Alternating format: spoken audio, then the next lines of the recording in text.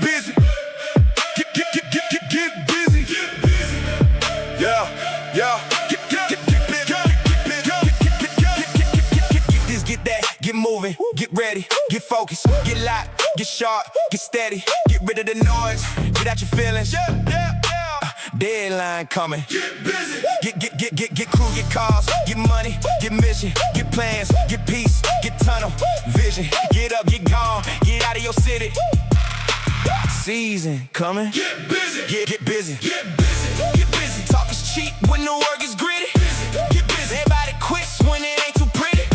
Get busy. Boss closing in, but they ain't gon' get me. Get busy. Brian Roby said it. I woke up late, but I ain't slept much. Phone blowing up, I'm already fed up. Everybody needs me, everybody wants time, but nobody sees what it costs in my mind. One guy quit, 2 jobs moved, 3 people talking like they got something to prove. 4 missed calls and a text that says, can you call me back? We got problems again. Family needs balance, business needs gas. Bills keep coming in, the season moves fast. I'm trying to smile while the pressure stacks, trying to hold home while the dream fights back. I feel alone in a room full of noise. Everybody got opinions, but nobody got poise. They want the win, but they don't want the road. They want the shine at the weight of the low. So I cut the distractions, I tighten the plan. Wipe the sweat on my face, put the work in my hands. I don't need a pity party, don't need sympathy. I need one more gear and a little more grit in me. Get busy. Get that, get moving, get ready, get focused, get locked, get sharp, get steady, get rid of the noise, get out your feelings. Deadline coming. Get busy. Get crew, get calls, get money, get mission, get plans, get peace, get tunnel vision. Get up, get gone, get out of your city. Season coming. Get busy. Get busy. Get busy. Get busy. Talk is cheap when the work is gritty. Get busy. Everybody quits when it ain't too pretty. Get busy. Boss closing in, but they ain't gon' give me. Get busy. Ron Roby said it. Yes, you did. I used to think everybody writing was real. To the deadline, came and exposed how they feel. Some went quiet, some went cold. Some got bitter when the truth got told. Some want credit, some want clout. Some want seats when the work sells out. Some want love when the lights come on, but they disappear when the heart parts long. That's why I'm careful who I let in the room. Some people bring peace, some people bring doom. Some people drain life, what they call it concern. Some people watch fires and never help it burn. I'm not mad, I'm just moving different. Less explaining, more execution. Less emotion, more discipline. Less distraction, more revolution. King Radio in the background loud. Ron Roby trying to make his people proud. No family balance, yeah, I feel that pain. But I'm fighting for a life where that can change. So I move with purpose, I move with speed. I move like the whole team depends on me. Cause when it gets heavy and the road gets sticky, that's not the time to fall. Get busy, get your head right, get your heart right, get your time back, get your spark right, get your crew straight, get your books clean, get your mind sharp, get your hands mean, get the lead call, get the quotes in, get the deal closed, get the rent spent, get the fear gone, get the doubt dead, get the work done, get it out your head. Get busy. Ain't nobody coming to save your city. Get busy. Build your dream before they call you crazy.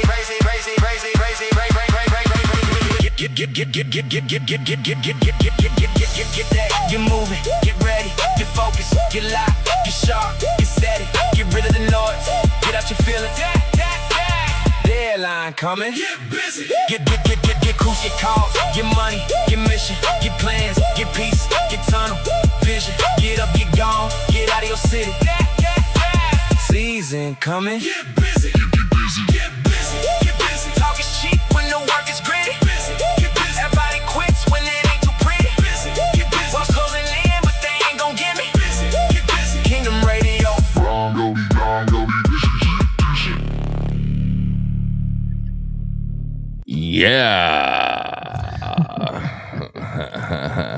Yeah. What's going on, everybody? What's going on? Let's get that old Get Busy off there. I like that little Get Busy song. I know. You listen to it a lot. Do I? Yeah, I think Even everyone off should. air. Yeah, of course. You know, I practice what I preach. Mm-hmm. You know, the get busy, I'm usually talking to myself. I'm like, hey, man, what you doing? It's like, don't you know that Christmas is around the corner in just 2 weeks, 2.5 weeks, we're receiving all of our materials that we need for the season. And when that comes, then this needs to be ready and these jobs need to start happening. We're supposed to be installing in September. And oh my gosh, that's where we are in the season. But this is the Christmas Light Installers Mastermind, or better yet, Welcome to the Christmas Light Installers Mastermind. My name is Ron, and I'm always with this sexy woman over here named Laura. Hello, everybody. How are y'all doing? Yeah, Laura has been busy getting ready for vacation. So it literally takes 2 weeks to get ready for a 10-day vacation. And then it takes like 3 or 4 days late after that to get back into the swing of things to get ready to start moving forward. Vacation recovery. Pre-vacation, it's Levi has sprouted from a cool 5'5" up to about a 5'9". So he's grown out of every single thing he owns. And then can't find no water shoes, which he's gone from a 12 to a 13.5 lickety split. So you got that. And then, preparing. I don't know. I haven't spent 2 weeks getting ready for this one. But it's been at least a month and a half. No, it has not. You definitely have the couple days after to get all that laundry done and, remember where you sleep. Yeah, it's like, hey, we're about to go on a trip. Grab all these chargers and all this stuff. And then every time you get back from taking all your shit somewhere, when you get back, it never goes back. And you're like, man, where the hell is my charger at? Where's well, we never unpacked the bags completely and put everything back. It's like, I just don't want to go anywhere. Just all my stuff is ready to go. I just don't want to tear it down. I don't know. Sometimes you feel like that. I don't know. Chargers pretty much stay on that carry-on, so they're pretty quick to come back. It's the everything else. Mm-hmm. Yeah. Or what, my water shoes disappeared, I don't know, 3 cruises ago. Yeah. They're gone. So, yeah, what's going on? We have an interesting week. Tomorrow will be our last day here in Texas. Full day here in Texas for a while. We are traveling to Miami. And look at this picture right here. This is me and Lars dressed up like a hua over here. Pretty cool. It's I know a monokini dress. Yeah, it's like a nice little form-fitting something or other. I need a dress like that. Yeah, I tell you, we look good in that picture right there. Dress, the hua. I don't know. It's pretty. And then you got Tyrone. Tyrone's finally hanging out with us for the first time. He looks like Rico Suave. Yeah, definitely Miami style. Levi looks like he might kick someone's ass in a minute. If you want to pull out that camera one more time and see what happens, that's Levi. And then look at Stella. She got a little smiley face. So, yeah, we're actually going to be doing that real life on Friday. We'll be in Miami. So if you're in Miami, come talk to us. Come holla at us. That's how we're doing it over there. All right. What's going on? What else is going on, boo-boo? Oh. Aaron Rodgers. Oh, Aaron Rodgers is going on. Yeah, Aaron Rodgers. Did anybody see the Aaron Rodgers thing? Let's see. What the Aaron Rodgers, he was on Pat McAfee. It was on ESPN. And ESPN has been known for, I got it. Did you just do that? I did. Oh, is this it? This is not it.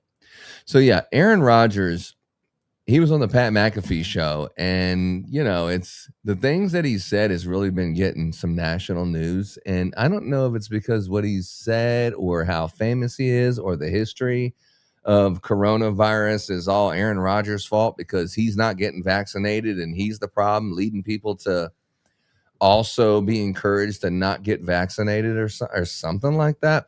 But Aaron Rodgers, they were Pat McAfee was in Pittsburgh and they put it on the show. Let's take a look at that one. Let me move this thing you put up there. Let's see what the hell this dude talking about. Let's see here. But we talked about a couple times today because you've been very open about coming back for this year, last rodeo, and you talked about your wife saying, hey, have another year. Mike McCarthy being here, obviously a big deal. Can you tell us about the mindset of coming into your last season? That's a real thing, it feels like. Is everything better? Is everything funner? Is everything more awesome? How do you kind of view this year versus maybe the years of the past? I'm going to plead the fifth. Okay. Check this out. Really I'm going to fast show car. you how I afforded this car. Okay, you ready? All right, $118 Just in like car when you're insurance. broke and you That's don't how much pay I was for- paying. Okay, I picked up. When you're broke and you can't Like spend I love that it. guy. Like that absolute coward, Tony Tyson. Absolute coward. Yeah. Are you kidding me? Yeah, 111 You got a times. pardon and you're in front and you pleaded over 100 times Yeah. at the White House? What are you scared of, Tony? Yeah. I thought you were the science. Yeah. I thought you were I am science, and you get up there and you can't answer a question? Yeah. What are we doing? And how much time did the network spend to that? How much time did they spend on my responses every week, on my vaccination status, on Taylor and Travis? He's right because he was the whole news was like, look, everyone needs to get vaccinated and stuff. And there's just a few people holding out. And the biggest name was Aaron Rodgers. And so now that the shoe's on the other foot, it has to be bittersweet. But man, it wasn't just in America. It was all over the globe. Everyone was pointing fingers at Aaron Rodgers, calling him a murderer. And he's like, killing people with his bat. And also Pat McAfee got it too. So that's why this is so interesting. This wedding. We're going to bring it home in a second. Did they do even a minute? Did they do even a minute on Tony Fauci? No, I don't think I've heard anything. I bet they didn't. But on that note, then there was another scandal this offseason too, involving a voter for MVP, for Coach of the Year. How much time did your network spend? Did your network spend on that? Network? Yeah, your network. So do you remember that one, the Mike Vrabel? No. So the head coach for the New England Patriots, one of the voters was the chick that he was cheating on his wife with. Remember, he got caught? Yeah. So this person is on the board who votes for who is the head coach of the year. And she was given she was putting another meaning to head coach of the year. Yikes. Or something. But Aaron Rodgers here is pointing out that there was no coverage for that. Ew. No one had any coverage of that controversy of how the NFL. I'm gonna tell you what I think in just a second. Let's finish this. How much time did you spend? This is awesome. Go back to Fauci? Yeah. Go back to the coward Tony Fauci in science. Who's spending the entire time writing in his diary about how fun it is to be famous. You got to be kidding me. Okay, so on that note, what are you going to say about me now? What are you going to say about me now? No, I got no debate here. You had a 5 No, seriously, what are you going to say about me now? Now you can't talk about the COVID stuff because obviously it was made, in a lab in China. That's like not even questionable anymore. Tony Fauci is an absolute criminal. I'm on good terms with my family. What are you going to Like he's an absolute criminal. I mean, there might be some. I don't know. I guess it's freedom of speech and stuff. But I don't know. Aaron Rodgers got some money. You never know what people might do. I think because Doctor. We'll just assume that he's a doctor. Dr. Fauci, his attorney, did clap back and said, "Hey, Aaron, this morning it was all over TMZ. It's talking about you should just stay concentrated on football." So we'll see what happens. I find it interesting that those people in the north, they talk so fast. Yeah, that's the 1.5. Laura doesn't know anything about the 1. You don't watch you watch podcasts at 1.5. Yeah. say now? What are you going to say now? I will let you know. It's been a fun ride for you. It's been a great life and a great career. And it's nice to be sitting on this side now, especially after that coward played the fifth over 100 times. Okay. I thought you had a part in there, Tony. Why couldn't you answer one question the entire time? Okay, we have 4 minutes to the hard out. Yeah, I got 4 more minutes. We keep this shit going. Keep it going. I got at least 4 minutes. Okay. There's a lot of silence, but I will say this. I got to give flowers to Stephen A. Smith, my old friend Stephen A., because he was man enough to actually admit and apologize to Kyrie Irving. So I got to give a shout out to my guy, Stephen A. You are not a coward. I appreciate you. Okay, can we talk about, we'll wrap up that conversation. Other than that, there's been a lot of... Well, they want to wrap up the conversation. Let's be done with that. Yeah, he was going to wrap up the conversation, but they kept going on. But the thing is like overcorrecting. Like you see someone get into an accident and they're like, all right, so what happened was I started sliding this way, right? Like I was driving and I noticed it was slipping. I was like, oh shit, I'm slipping. And then this is the point where they call it overcorrecting. Like instead of like, oh shit, let me get back in the lane. Whoop, missed that. You're like, oh, and then you freak out and panic and you overcorrect. And then you go way further than you were trying to correct back to. Am I right, Laura? Yeah, I guess so. And you've seen that ESPN, it's done that with, Stephen A. Smith and, whoever was unfortunate enough to be in the seat. So it was just like a battering ram for whatever that dude's name was. It was just like a punching bag. I used to unfortunately watch it on a morning basis here and there. But, I think the point is like, don't overcorrect. It's like ESPN or whatever. You don't need to say, oh shit, I went far left and that didn't work. So now let me go far right. Just fucking talk about sports, dog. Okay. That's what's problem with the sports is keep the politics out of the sports. I just want to watch sports. I just want to watch my favorite team. I don't care whatever the beliefs. All that does is divide people. We don't need to be divided on issues. Just fucking talk about the sports. What's going on with the game? What your projections are and things like that. And I think that's like one of the biggest mistakes is they, and I'm not talking about Pat McAfee or Aaron Rodgers. I'm just saying it's like since they fired so many people recently, ESPN, and it was something like they're going away from being woke or something. It's like, dude, just talk about sports. It's pretty much that simple. Just talk about sports. And then it was a cool little lesson, but that's Aaron Rodgers. We're going to take that down. Aaron Rodgers on Pat McAfee. ESPN making a huge switch. They went all in with Pat McAfee. They just paid that dude a handsome salary and took pretty much some money that was going to go to some other people and said, no, thank you. No more show for you. So that's what's going on with that. Aaron Rodgers. Yeah. And I was just worried about talking about, how everybody in the country is going back to school this week. Oh, they are? Yes. Oh. Hey, I do have a question though. I do have a poll. Can we put a poll up, Laura? Do you not do that? Nope. I think you have to do it for me. Oh, we already got kicked off of Facebook. Oh, that's not shocking. Yeah, I told you. This stream was deleted on Facebook. Okay. All right, Dan. Well, forget it then. I'll remove it. All right. Anyway. Yeah, we didn't want to be on Facebook anyway. So here's a poll. Basically, I think you can do the poll and just go into YouTube and you put the poll in. But anyway, the poll is this. Who is more trustworthy as a doctor? Dr. Fauci or Dr. Pepper? I mean, that should be a good poll. We should leave. Oh, babe. All right. Anyway, moving along. What do we got for today? We got the Aaron Rodgers out of the way. Yeah, thank goodness. Overcorrected on that one. 20 whole minutes on Aaron Rodgers. Yeah. That would have been a 5-minute. Today you can call the show. It's going to be awesome today. Today you can call the show and get onto the show. About 3:40, we'll start accepting calls and getting some people on here live. When we do get to that point, we will show you this one right here, where we're going to get some live callers on today's show. So we'll see if that's going to be a total disaster or it's going to work good. We'll see. I think Scott McQuaid said he was going to call. David Merle. Who are we calling it? Like 3:38. David Merle's going to call. I got this guy, Eric Garcia. I think he said he was going to call. So we'll see. We'll see what happens with that. All right, moving right along. Today's topic is about starting a Christmas light installation business with no money. And Laura has a lot. She knows a lot about this because she was by my side the whole entire time that we started the business with no money. We grew the business with no money. And we still act today like we have no money, with some exceptions, with a lot of exceptions actually recently, but with some exceptions. I mean, I still dress like, just stepped out of Walmart. So yeah, that's still how I roll. And when we say no money, we mean none, zero, no credit cards, no bank, nothing in the bank. I mean, nothing. Like, I think we got enough money to pay for groceries. Got like $100 and something. We're good. Or even starting the season in debt. It's not like you have no money. You're negative 14,000 and stuff, and you're starting off the season like that, or you're starting off the season with $250,000 in debt because of what you needed for the season. I mean, we know about that too. But the thing I think is interesting is the advice that you give to someone who's starting off with no money is different than someone who already has there's no sense in talking about gross, excuse me. There's no sense in talking about gross because it doesn't mean anything.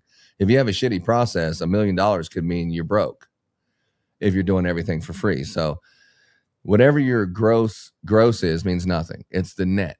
So if you're netting like $200,000 a year, let's say that's where you are. The advice how to get you to the next level is going to be different. Like people are talking about truck wraps and this, and how do you pay, or how do you do this, or how do you take some of these processes you have and refine them, or duplicate them or automate them. Now that's something there. But if you have no money, getting trucks and getting warehouses and these systems, it doesn't matter because you don't even have a customer to have a system for. You don't have a company truck and all these wraps and all this stuff. You don't have anything. You're starting from scratch. And that's where we were. And I started it because I had done it for 3 years. But when I started, that year in 2012, I didn't get going until like November 1st. And I did like 125 houses that year.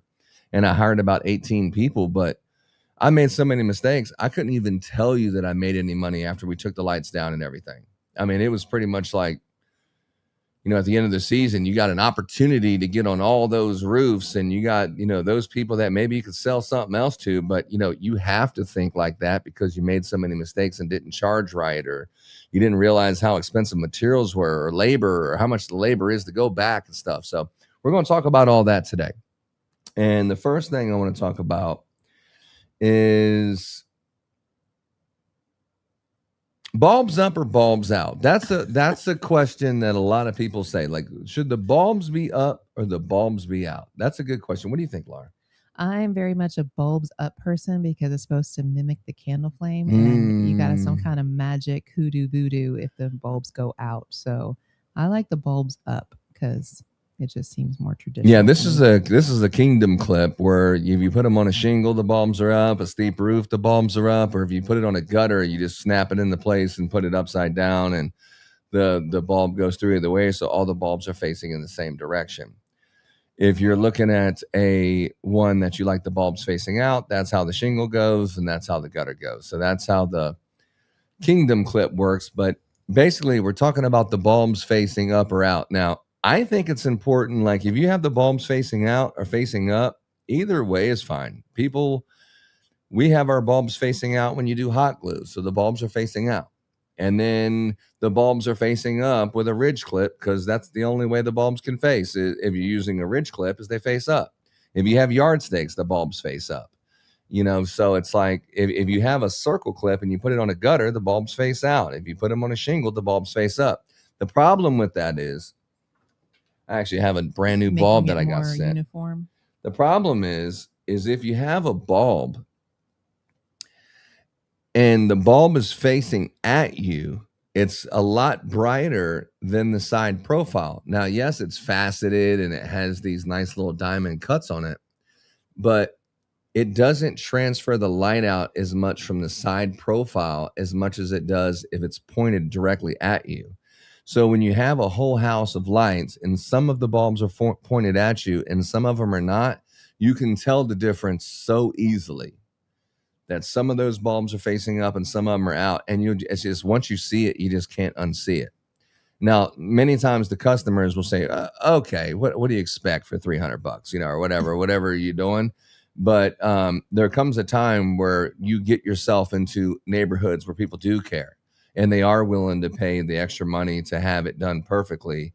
And like I said, once you see it, you can't unsee it. And once you show that, and then they're like, they are in their mind, whatever you charge, that was the price that they think that they're getting high quality going with you.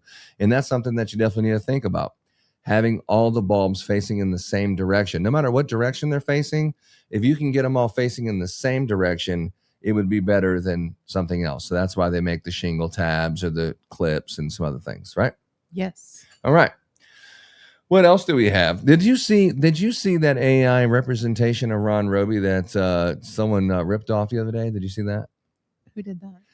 It's this smooth guy. Looks just like me. Not as handsome, but looks just like me. And he was like yelling and screaming. Let me show Christmas is heating up around the country. Make sure you're at the ChristmasContractor.com 2026 season kickoff this September 25th and 26th. And remember to get busy.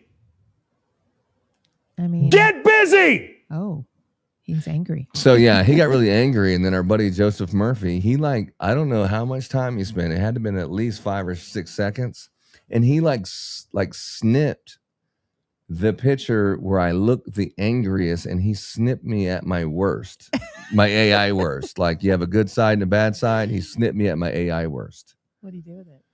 He posted on Facebook, of course, and said, "Look how angry Ron is." That's what friends do. Yeah, that's what he did. He did that. I didn't get to see that. That's how my friends are treating me these days. That's crazy. Speaking of friends, an interesting little video there. Oh yeah, you like that one? Yeah. I can do this all day. I can do 100 of those a day. Doubt. Yeah, if you ready to get saturated during Christmas lights, I got you. Yeah. Angry Speaking of which, I told people, I said, if you send me a hat, I'll wear it. If you send me a hat, and this right here is a hat from Wintergreen that we unboxed last week, and that's why I got it on half of last podcast in this one. And we also got a box today from another company, didn't we? We sure did. Do you want to go ahead and say what it is? We got the Here. Holidynamics. We got the Holidynamics glitzers in today, and it came with all that stuff. We got a couple glitzers and some paraphernalias. Yeah. From Familias. La Familia. Yeah. So I got the little glitzers here. Let's see if I can plug this in. I don't know if I'm going to reach. Oh, you actually have the power there? Wow. So do you. Oh, no, it's too far away. Too far away. Oh, I guess I do have a power stripper. Yeah. I guess I got 4 of them here. It's kind of bright. Look, it's brighter if I point it out than I would if I pointed up. And the little glitzer. And then there's another one too. Huh? Yeah, there's a multicolor, but it's really close to. Oh, this is a twinkle. Oh, it's a twinkle. Oh, it's the new twinkle it's glitzer. It's the new twinkle glitzer. So you get the twinkle. These are really cool in the bushes and in like greenery. It gets a nice little star cluster looking thing. So they're pretty cool. You took the bulb. What's the bulb? Oh, I don't know. Let's see what the bulb is. It looks like a C9. I mean, it's definitely a C9. Oh, it's a warm white. Can you see? Oh, looks like let's see. Sun warm white. Let's see if I can pull my power strip. So here's bulb facing up, and here's bulb facing out. Pretty freaking bright there. Look at that, gentlemen and ladies. Yeah. So if you're looking for, if you're looking to send somebody a bulb and get a little free plug on the show, send us a sample. As a matter of fact, we have the new Kingdom bulb coming here today. Yeah, it'll be here today. This afternoon. And we'll be shipping out some samples of that one. So pretty excited about that. I haven't said a word about it after last year. And then here's the multicolor glitzer. It's a little hard to see on the cameras. Is that multicolor? Yeah. This one does not have. Oh wow! Look at that! Look at her decoration skills. Multicolor.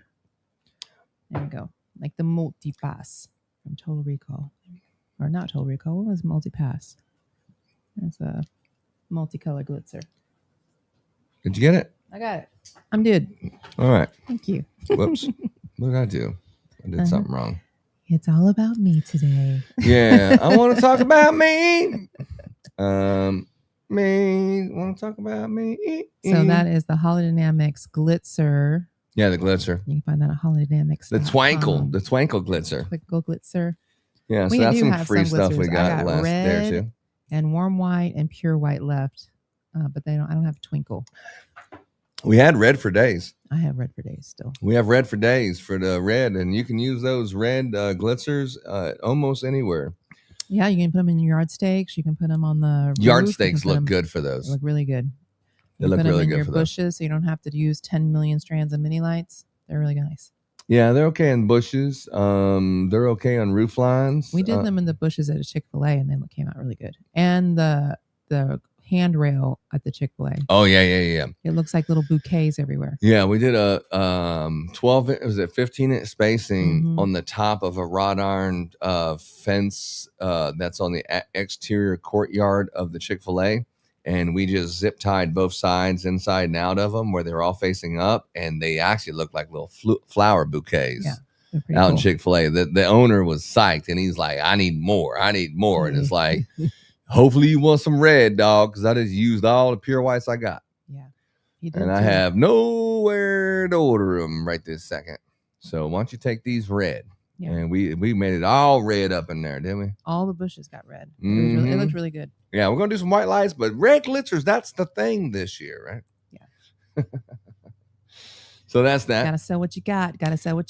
But look, this all stems from something I wanted to talk to you about. I don't have all my thoughts together exactly how I want to say it, but what I want to say to you is, there's a lot of people who are teaching, and they're teaching from an employee point of view, or they're teaching, they're not an actual operator. They're just teaching you some stuff. For example, how do you pay your people?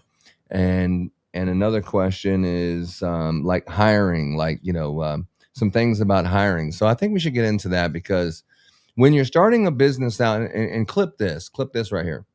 When you're starting a business out with no money, the option of paying to do the job is like, that's not an option.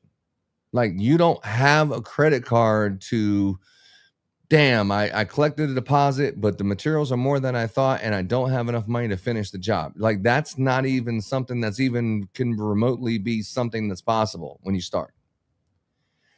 Every single job that you do, you have to eliminate the possibility of paying to do it. Okay. So let's say, like, I heard somebody give this advice, and this is a very popular person. He said, well, it's really hard to hire, but maybe you need to consider this. It's about $20 and $30 an hour to get a decent person, but you may have to consider spending $40 to $50 per hour to get someone who's really good. And I was listening to that. We're not going to say who that person was, but I was listening to that and going, oh my God, it's the fucking worst advice I've ever heard in my life. Why would I say that? Well, number one, people that get paid by the hour will milk the clock. That's interesting. Just like the thing about paying by the hour is you can definitely overpay the amount of money that you're going to do the job, because all you have to do is just say this amount of money per hour, and then just keep on adding more and more hours until there's no more profit left. That's how you do it. It's possible. Have that profit versus man hour that one of our friends uses, where he says this job will take you 2 hours, and if it takes them more than that, it's too bad, so sad. Profit per man hour is something that a bigger company does after the fact to figure out how long did it take and then what happened. But when you're first starting out a business, you don't know how long it's going to take. And more than likely, it's going to take way longer than you thought. It's going to be way more difficult than you thought. And you're probably going to hire a bunch of people that probably don't work out, just because that's how this business is. And so when you get someone out there on the job site, it might be the third person that you thought was the right person, but they never even made it to the point where they even could complete a successful job by themselves. And all of those things, when you're paying by the hour, I don't recommend that. But let's talk about how you possibly can pay, especially when you're first starting out. You can pay people. What's the different ways, babe? Day rate. You can pay them a day rate. Like, this is a lazy way of doing it. But you can say, look, I'll just pay you $200 a day. What's the plus and minus from paying someone? I'll just give you $150 a day or $200 a day. What's the downsides of that? The downside is they want to work 9 to 5 or less, and they want you to pay for their lunch. Buy me lunch, boss. Yeah. Well, I mean, if someone's making by the day, the whole purpose is the work. You make the same amount of money if you work 2 hours or 20 hours. So the whole thing is like, you're looking at your watch like, hey, man. I forgot. I got to go pick up my kids at school today. I totally forgot about that. Oh, I got a doctor's appointment. Yeah, I got a doctor's appointment. Hey, man, it's getting about 4, my friend. I really got to go. I got to go, my friend. I got to go to the bank before they close. They close at 4. Yeah. And then so these are all things we have heard before. Yeah. And then so like, your process is bad because right now you're defending yourself. You're like, no, but I got guys that pay him $200 a day and that guy works all day and all night. It doesn't fucking matter. The fact that your process is broken, but somehow it works in this situation is not scalable. It works with this one person or these isolated situations, but it's not a blanket statement that's scalable. Okay. It's an isolated situation that, yeah, it will work. It will definitely work, but it's not scalable like that, especially when you first start. All right. The other one is what? Paying by the hour. Paying by the hour, which you already kind of discussed. Paying by the hour is something that is a value. So just like paying someone by the day, if I could work 2 hours in a day, then technically I'm worth $100 an hour or $125 an hour because I worked 2 hours and made $250. So that's what it is. So the more hours you make, the less you make per hour. Okay. And then you're like, whoa. I agreed to do this, but I didn't agree to work $10 an hour, because you start figuring out like, shit, he wants me to work late. Damn, I could work at McDonald's and make this, so the paying by the day, it's just weird. You have to set up another pay plan to compensate for someone who works a full day. Or a 15-hour day or something. Which is a normal day in Christmas. But, you're saying, well, damn, that was like 2 days because I really worked almost 16 hours today. So does that count as 2 days? And you're like, yeah, it's just lazy process. No, that doesn't count like that. No, we don't do it like that. No, we're not going home until the job's done. But you're not paying them when the job's done. You're paying them at the end of the day at whatever you decide the day is. And don't recommend that. Anyway, but that's that. But about the hour, when you're paying someone by the hour, it's a really evaluation of time. And just hear me out when I'm talking to you and just pretend, like I tell Tyrone, pretend that I know what I'm talking about just for a second. It's a psychological agreement.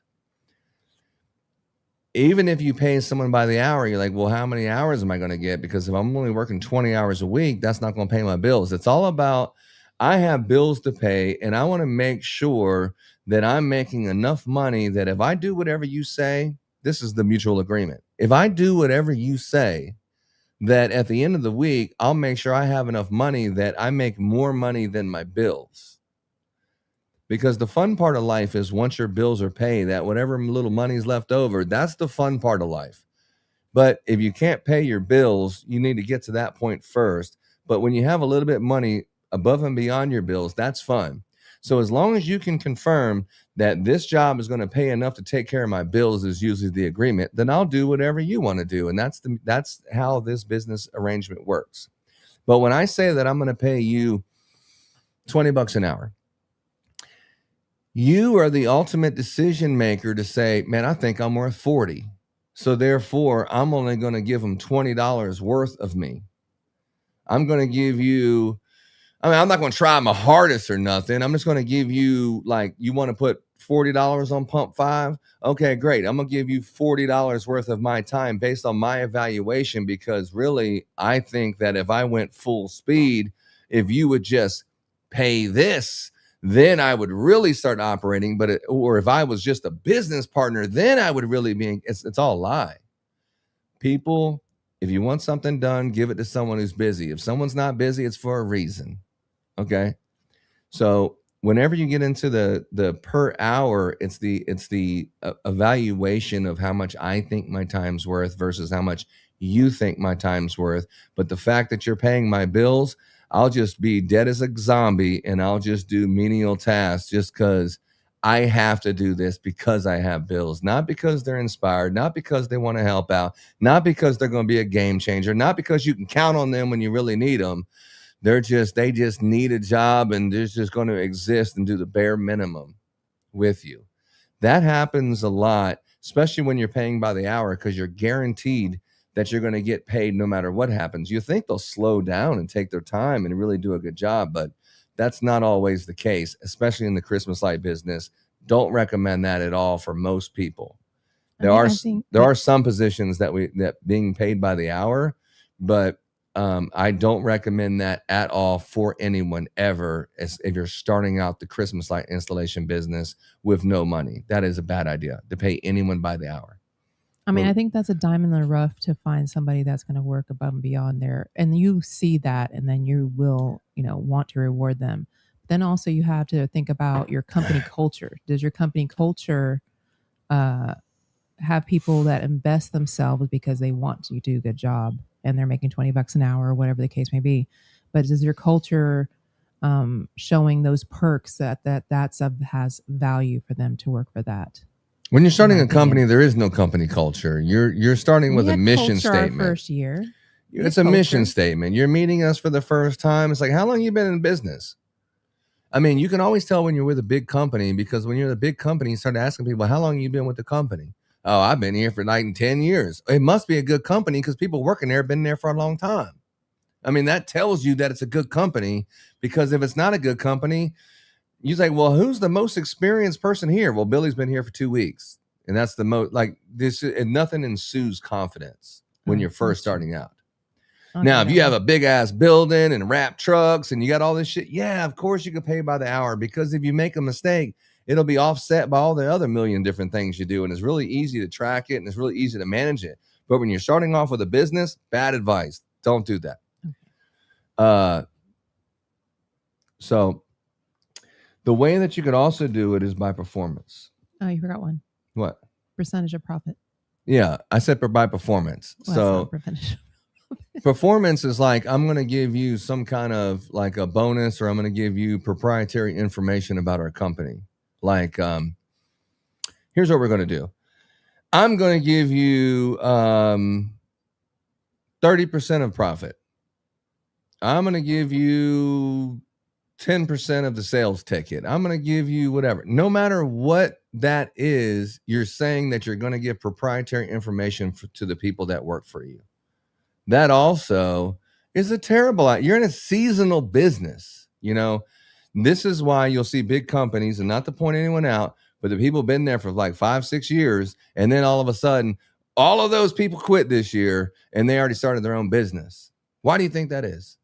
You know, you don't share your proprietary information. It's the only thing that separates, you know, the coming from a position of leverage is that everyone brings something to the table. You don't give up proprietary information, you know, to anyone. That is the nucleus of the secure stuff that keeps your business. And that's the difference between your business and someone else's business, is the different things you do differently in proprietary information. You don't share that with anyone and everyone that comes into your fold. That's right there. Bad idea. Okay. Good idea is pay how the customer pays you. Okay. If a customer is going to pay you $500 to put up some lights, okay, or the customer's going to pay you $1,000 to put up some lights, okay, they're not going to pay you $2,000 if it takes longer than you thought.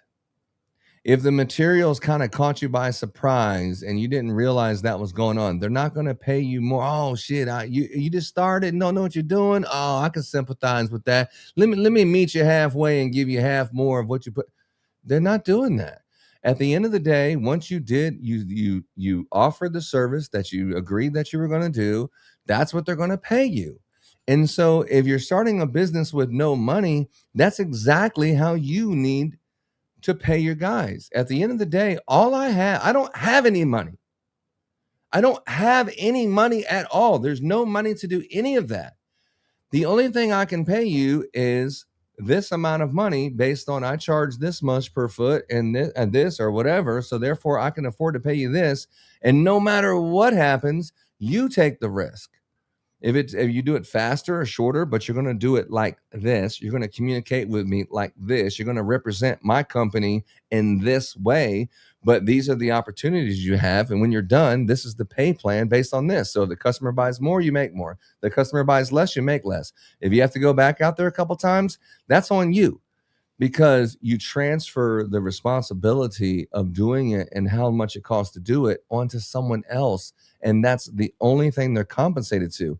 That's the only way to make sure that you don't pay to do the job.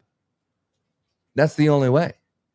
Especially if you have no money and there's no other way, you have to do it in a way that there's no way that you would lose to do a job, even on small profit margins, because you have a small company and it's hard to compete with these big companies with big overheads and beautiful systems that are charging a lot of money. It's very difficult to compete with them. You can for sure. But when you start paying to do jobs because your process is bad, the answer is not just raise your prices. You can raise your prices, but raising your prices is just masking a broken system. The system is not good. That's why you have to raise your prices, because you need to help pay for that job you messed up and take the profits from one customer to help try to get this one to the finish line. So maybe you can get paid on that one after you just made an ass of yourself and you can't fix it. And you have to come back 3 days later with a deposit from someone else to go do it. Why? Because it's not all about raising your prices. It's about the way that you conduct your business, especially if you don't have a lot of money. You can't afford to make not one mistake. It would just completely put you out of business.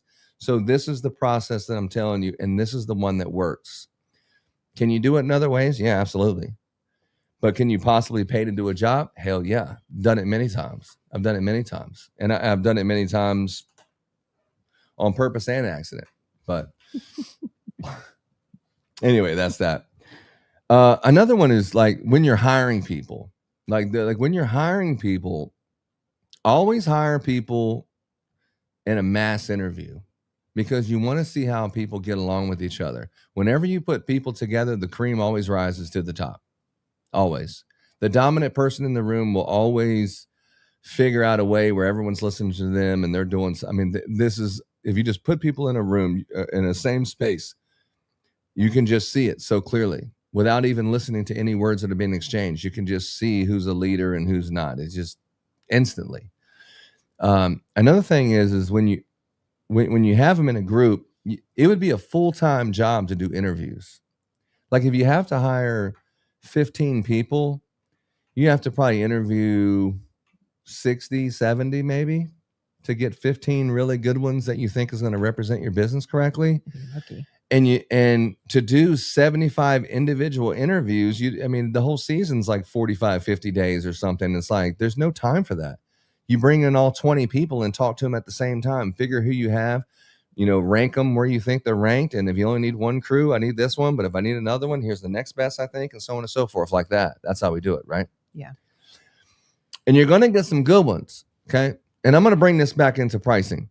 You're going to get some good people working for you, okay? You're going to find an A-list person. You're going to find a good person.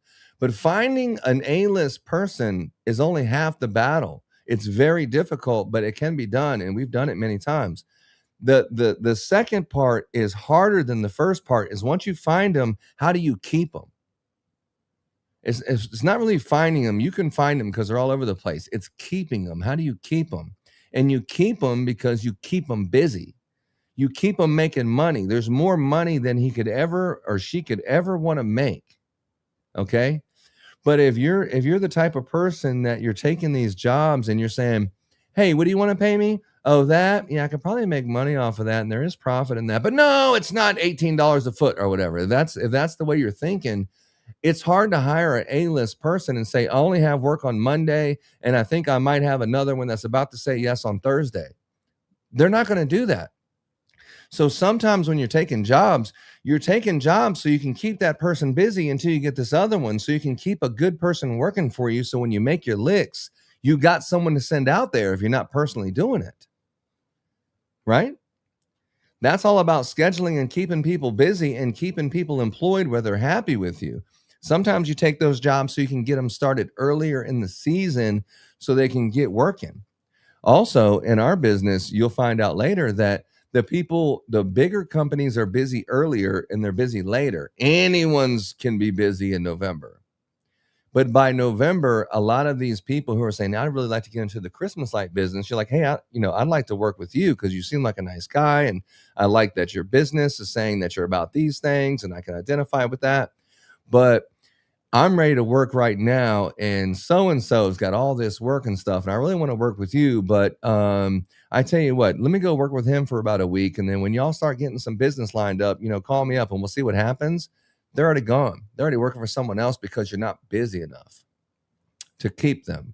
So that's another thing when you're talking about pricing and, you're trying to secure the work. You say, I'm really concerned about that. You have plenty of workers, but you have ones that are really, really, really, really the best that you got to feed that horse, but you can't run a huge company with just 2 employees, right?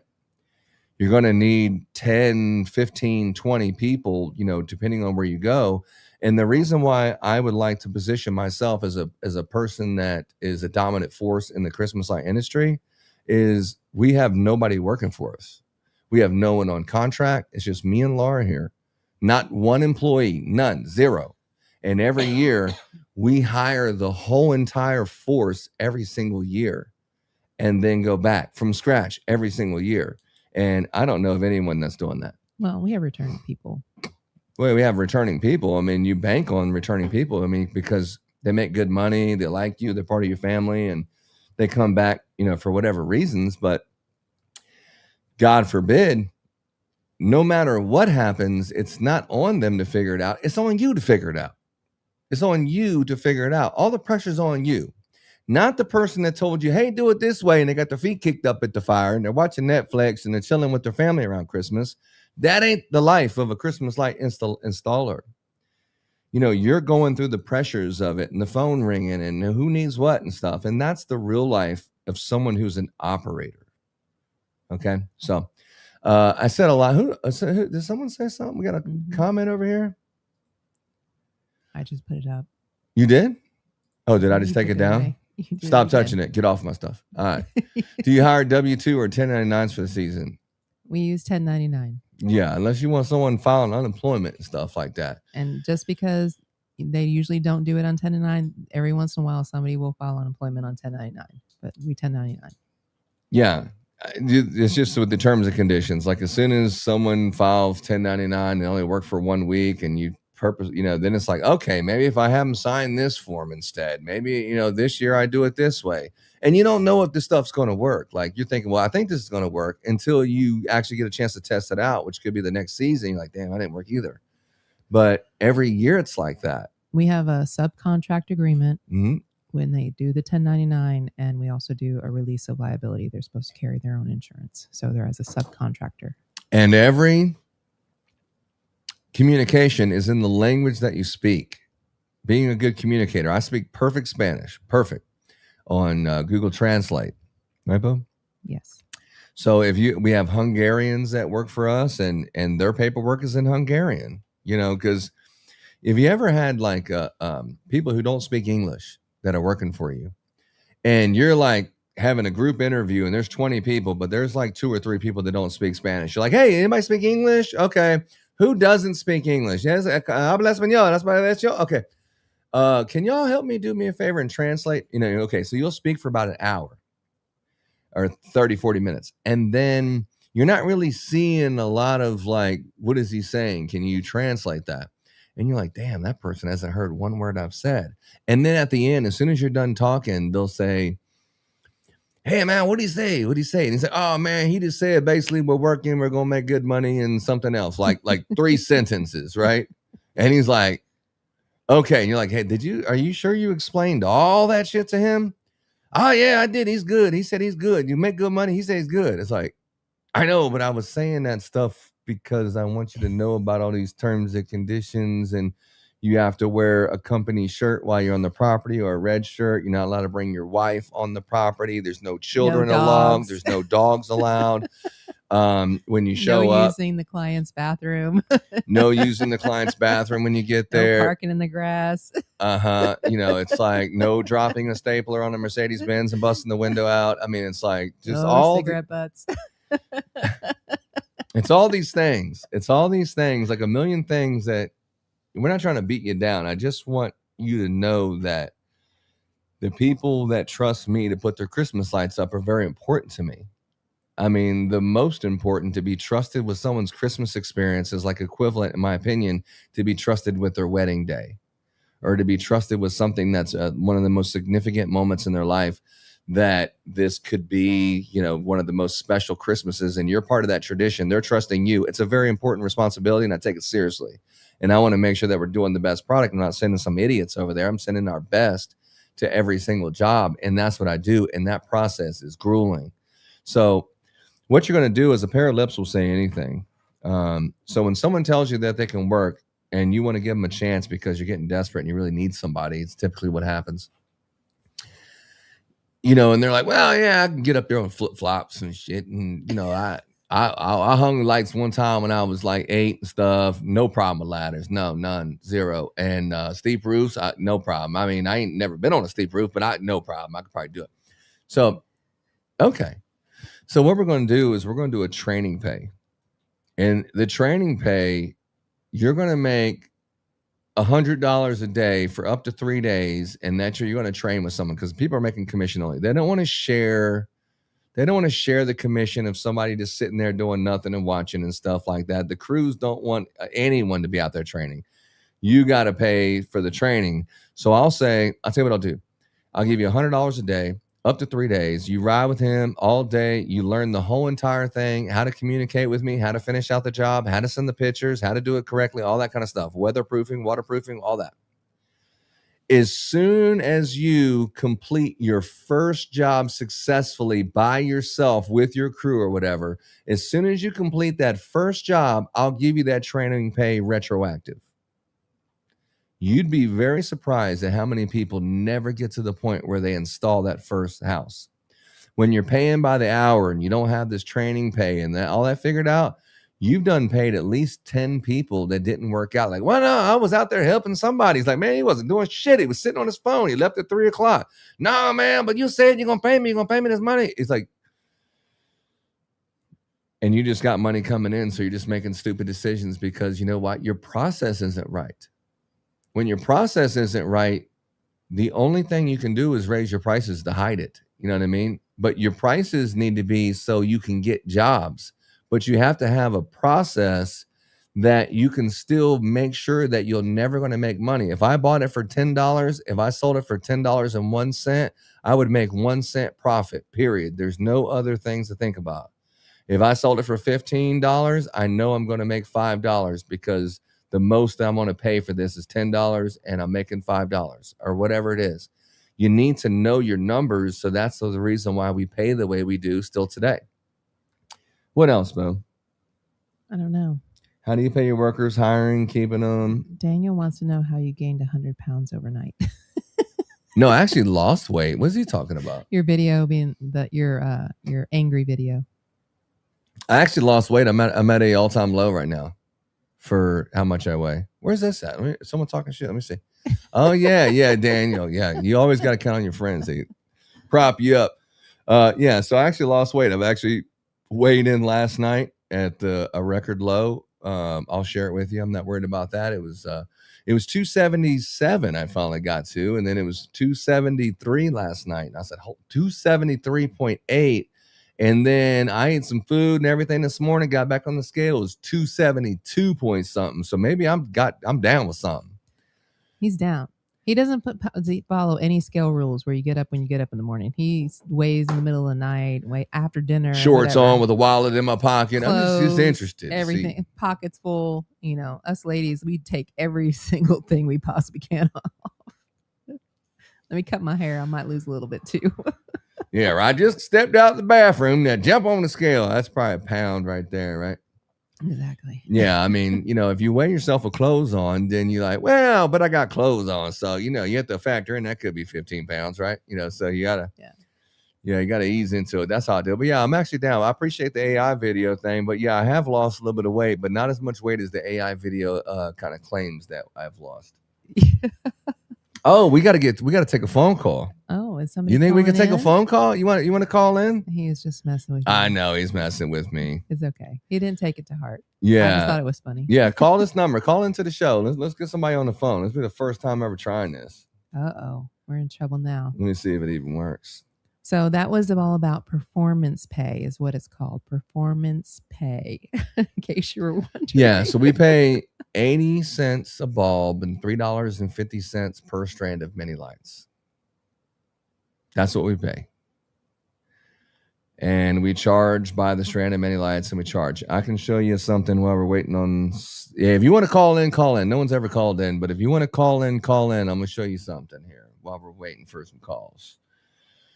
And that really helps, especially whether you do pricing by the foot or you do packages, up to 150 feet or whatever, because the guys will sit there and count because they're counting their money on that roof.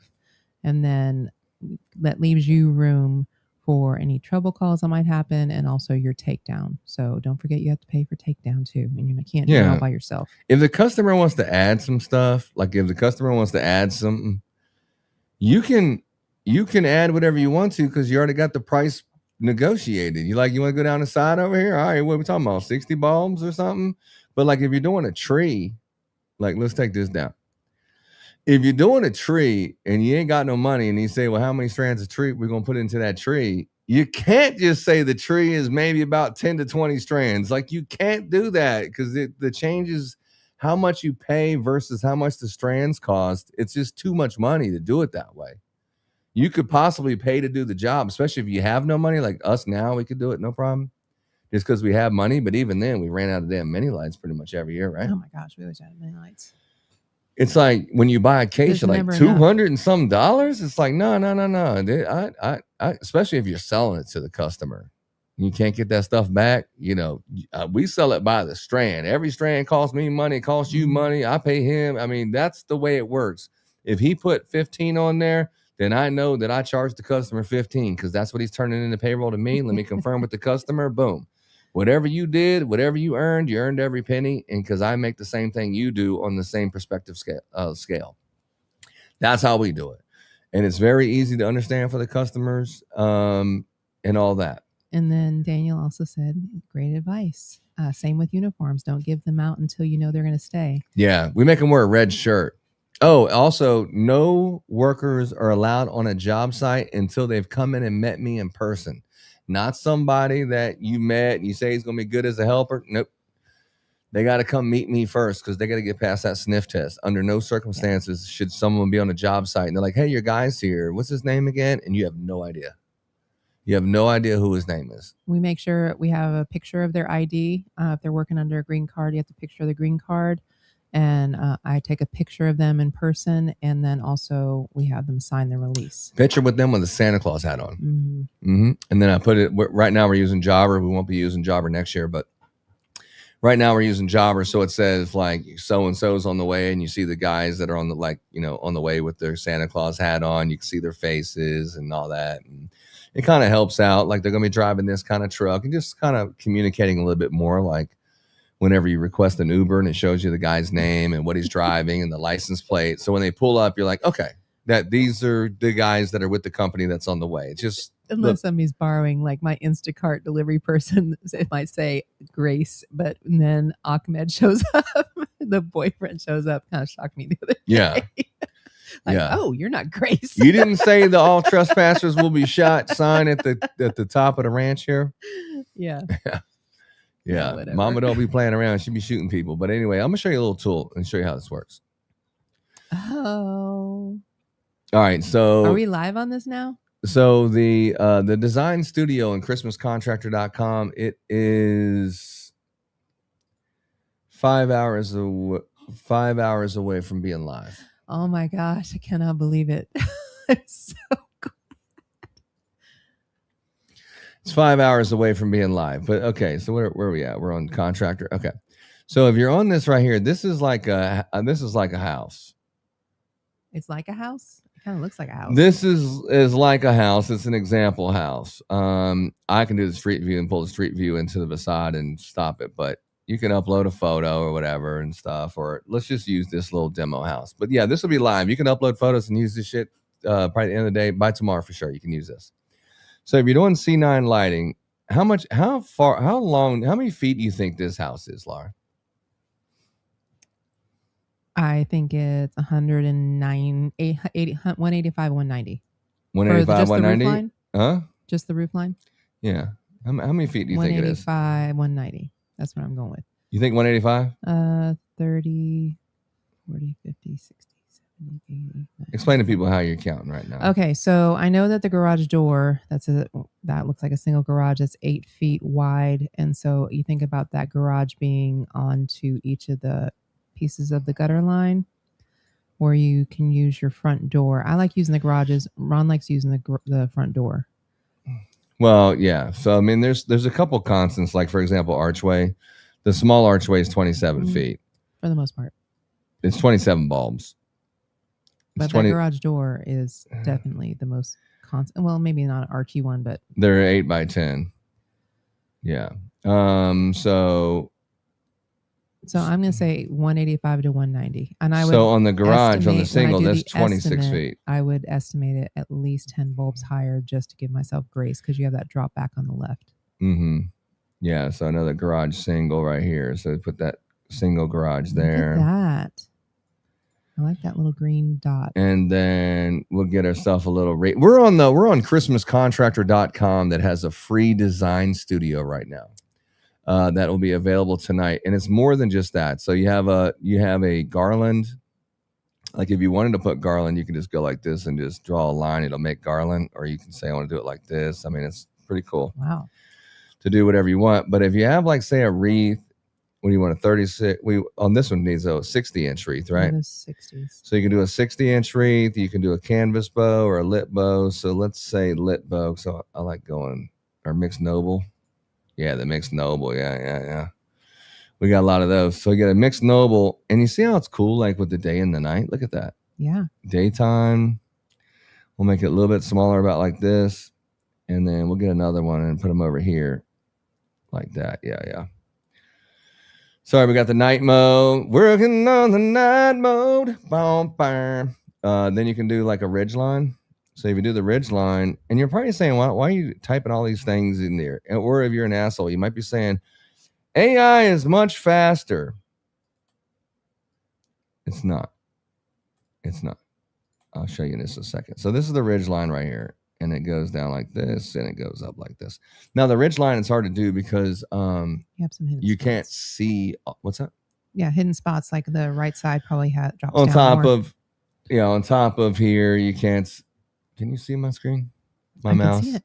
Yeah. Oh, your mouse. Yeah. So on the top of the things, it's not there. But let's say this is a normal house, right? 2 reefs and some ridge line and stuff and an archway. I mean, you might be able to do like a large window or whatever. Maybe a walk path. I could see a walk path going on there. Is that what you would do? I would do a walk path.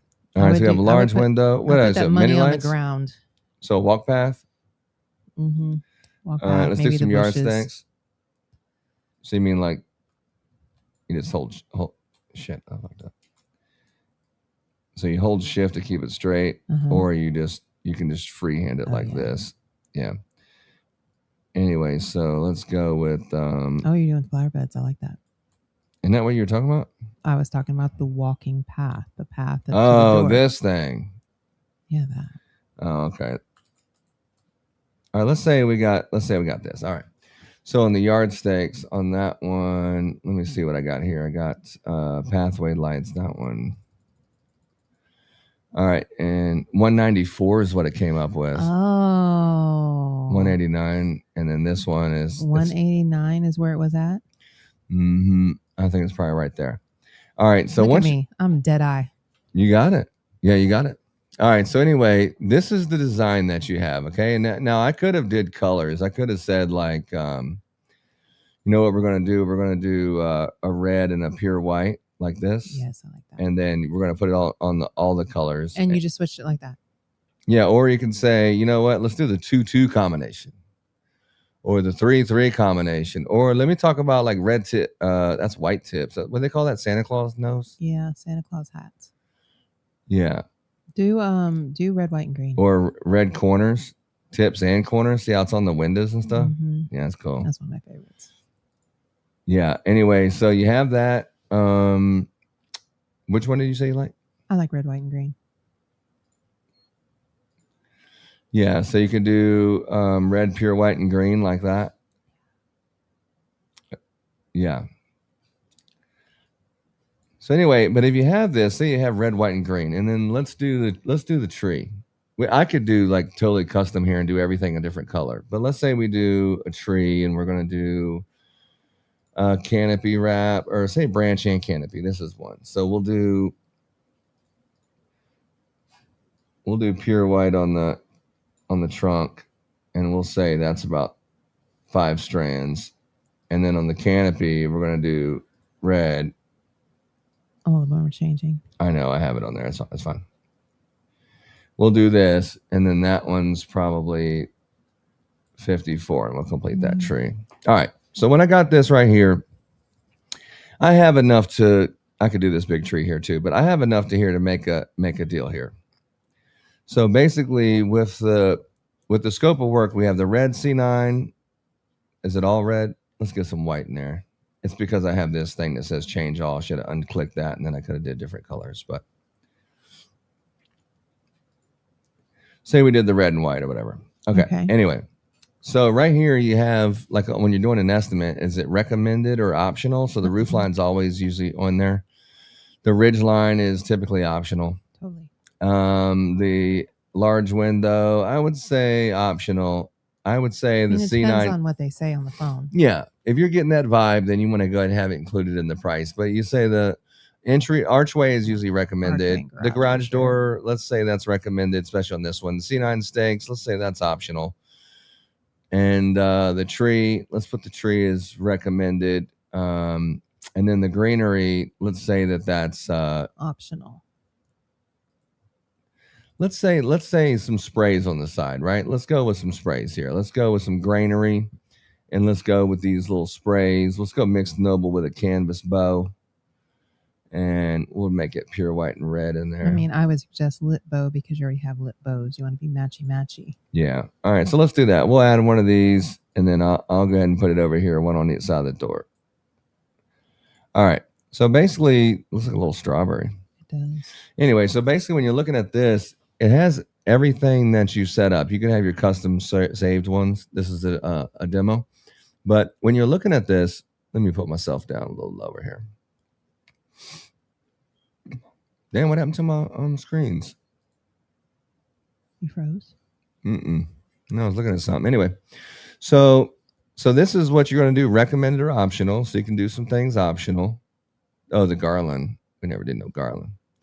All right, so the wreath, decorated sprays. Okay, we're good. And then if you want to do a discount or something, you can do like a first responder, 10% or not. But anyway, the way this is, it's not counting anything that says optional. So anything that says optional right here is not counted into the total, only the recommended. So with all the recommended things right here, based on this price, so if you open up your pricing, you say, hey, I'm charging $6 a foot. I'm charging $6 a foot for ridgeline or whatever that is. I'm charging this much for ground stakes. I'm charging this much for permanent lights. I'm charging all this stuff. By the way, if you're looking at permanent lights, you can just go like the permanent lights, and you can just switch over to permanent lights, and it'll just show you what permanent lights is. It also tells you the materials that you need to get the permanent lighting system. So you have material list on the left side, the estimates in the center, and the material list that you need is on the left. Right. Okay. And you can also change, like, depending on if your picture isn't exactly like this, you can change your spacing to, you can make your adjustments. Yeah, you can make your adjustments and change your bulb spacing to, match how, like, if you have a picture that's far away or whatever. Oh, yeah. And see, all you do for the measurement is you just draw a box around the door, and then it already knows that this archway is 27 feet. So it already knows that the garage is this. So as soon as you do that, that's what calculates how many feet. Yeah. Okay. By certain things that are true numbers. So when you're going down through here, though, so you're seeing this scope of work right here, and it's telling you that it's $1,300 or $1,134 is what the base is, and then there's $1,700 of options. Okay, so it's a $2,126 is what it is. Now we do a 75% deposit for new customers because we started while we were broke. And what you learn is if you need like a 230-foot house, they don't have a 234-foot kit. You have to buy like minimum, like usually 500 foot of socket wire, and you got to buy some extra of the bulbs. So all this is going to be maybe just as much money as you charging for the job, it seems like. Depending, especially on the first one, because you have to buy enough materials for 3 jobs, it seems like, just to get one job done. Yeah.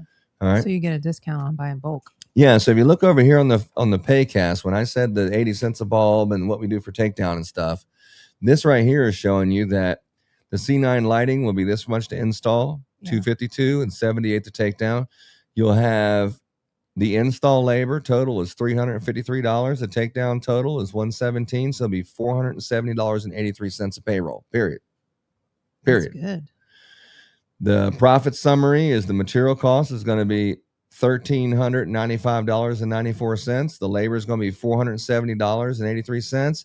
You're going to make 34.1% profit based on that pricing. This is money in the bank. That's what you're going to do, unless something shorty what you drank. Super crazy. Unless you do something super crazy, that's what you're going to do. You already know the profit. You also know the materials. You need 132 red bulbs and you need 130 pure white bulbs in this exact configuration that we are right now. If I added something, it would change. You need socket wire 289 feet because you need more socket wire than bulbs. You need 183 clips. You need 6 hot glue sticks. You need C7 canopy. That one's actually wrong. The C7 canopy. Oh. Yeah, it's probably about 60 on that one. So 60 on that one, and I think the branch route was only 5 strands. Okay. Anyway, so I got that one done. So you'll need that. And then you have your mixed noble. You have 2 each. You have the bows that you need, the right size. You need to know how many males, females, how much lamp cord you're going to need, how many extension cords, and a digital timer. That's what you're going to need for this job. If you open up the materials, it'll show you all the products that you need and how much they cost on our website. Okay. So when you're saying is, where are you getting the actual material cost of $12.95? That's if you bought All that. buy the case, buy the pack. Now, if you push buy materials for this, you can toggle on like, oh, I already got some socket wire, but I just need that. But as soon as you push that button, add to cart, then you can go right to your Shopify, and every single thing that I put in there, it's all in the cart right here. You got spritzers in there. Well, these are from something that was already in the cart. Yeah. But yeah, everything that I had in that thing is right here now in the cart. I had these over here. Oh, these are for the tree. But it tells you exactly what you need. You can round up by in the case, and this automatically does it. Wow. That's kind of cool. But anyway, back to the design studio. And that's 5 hours away. You have 5 more hours of finishing touches. It's done. Well, you're going to see things right here where it says Kingdom operating system upgrade, where I can show all my estimates for all the people coming in, and they have an estimate thing for that. Mm-hmm. But you'll have access to that one probably in September when we do our little trip. But anyway, that's how you buy the materials. Something that's really cool too is you can check your inventory. So if you have these jobs right here to the left and you have 10 of them, you'll know a total of all the materials that you need. That's when you buy. You don't just get one customer to buy the materials. Typically you have a couple customers, then you use the customer's money to buy in bulk and get as much materials as you can. You want to spend every bit of profit that might be coming your way and reinvest every penny of it at the beginning of the season with the customer's money. Then you can take those poker chips, because you don't think that they're worth money because they're just bulbs or they're just something. But when you exchange them for money, you're like, oh, that's $10,000 of materials there. Like if you said, oh, I got 5 boxes of this and 4 boxes of this, and it's over in the shed, and you just go over there and get a box and something. But the same person wouldn't say, hey, I have $15,000 cash that's sitting into my storage unit. Just go in there and just take a few $100 bills and leave the rest. You just don't think about it like that. You don't think about it like that, but that's what it is. They're poker chips. They're meant for you invest into buying this material. You're investing into yourself. This is what you're playing with. This is your poker chips. Then you bet every single thing you possibly can on yourself, and then you win. And that's when you start on a mountain. You go down in the valley a little bit in the middle of the season, but you come out of it on a higher mountain than you started. And believe me, when you're in the valley, it's kind of scary. It's kind of scary. I might be grabbing a glass of champagne like Laura's doing over here. So that's that. That's that about that. So what else can I say? It'll also show you if you're purchasing and leasing in the inventory. We have new inventory. We also have existing inventory. In my estimation, your inventory cuts in half every single year. So if your inventory is $1 a bulb, it's 50 cents next year, and the next year it's worth 25 cents, and the next year it's worth whatever, 12 and a half. Sure. Or whatever. You want to get specific, I guess. I mean, but that's the value of the lights. It's like 50% of everything. Now, true, when you buy a wreath, the next year you own it for free, and it's straight profit. But if you know anything about Christmas, there's nothing about, oh, it's just put it back. I mean, it costs labor to make it look good again. It's maintenance and stuff like that. So you're not actually selling it, and it's really only worth half of what it was last year. As that's the way that this business works. So anyway, back to this. That is super cool. It also, if you're a homeowner, Contractors, you'll get to see your different vendors here. Kingdom Radio. For now, no one's even on the site. It's not even up yet. But you have ChristmasContractor.com, your number one featured vendor. And, maybe you can put your service here. You got trees, maybe steep gear. We got a lot of different companies that can go in here. But that's super cool. Super cool. What else are we not showing here? Bows, different area codes. You can get just your bow. What about the custom button? What can you do there? Well, right now I only have this one box. I was trying to get it done, but I can upload.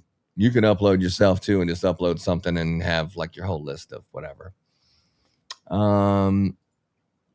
Clients. What's cool about clients is you can save this one, and then like I can save this one, residential, and how they hear about us, whatever. But this is going to kick out an estimate. So basically, check this out. This is something I've never showed you guys, and I'm glad you're listening to me. And you're going to engage with me, and I'm going to help you make money, and I'm going to save you from making stupid mistakes. So this right here is the customer's view. Like you'll send them you'll send them a quote. So you're looking at your screen. This is a screen like what they're looking at. So they're looking at a screen that as you're decorating it, it's an interactive screen that they can see what you're decorating. Then they can see like, okay, so it says ridge line. Okay, so so if I got the ridge line, it'd be 786 more. Oh, okay. They can see the total change. Are you with me on this? That's the client side. This is the client's point of view. This is the client's estimate point of view. As you're building it, as you're talking to them on the phone, they're looking at this screen right here. Okay. Once you send it to them. Okay. So an interactive estimate, they can say, oh, okay, the ridge line, and they can see it move from the house off and on. And they can see the price with and without it. Then you can see, okay, archway. Okay, what I want to do here. The garage was optional, but that changes the price only $240. Okay, so if I took these off, and so that way, what you run into is you send the customer a design rendering. Yeah. But it's not the approved rendering. You're submitting it to see what they want, and hopefully they'll approve it, but you want to make it look nice, but there's no way to get it exactly what they want. And you want to show them more stuff. So that way they can sit here and they can go through what it looks like, not on just anyone's house, on their house. And they can see, without the garage, and you can see some of those things, or even without the wreaths.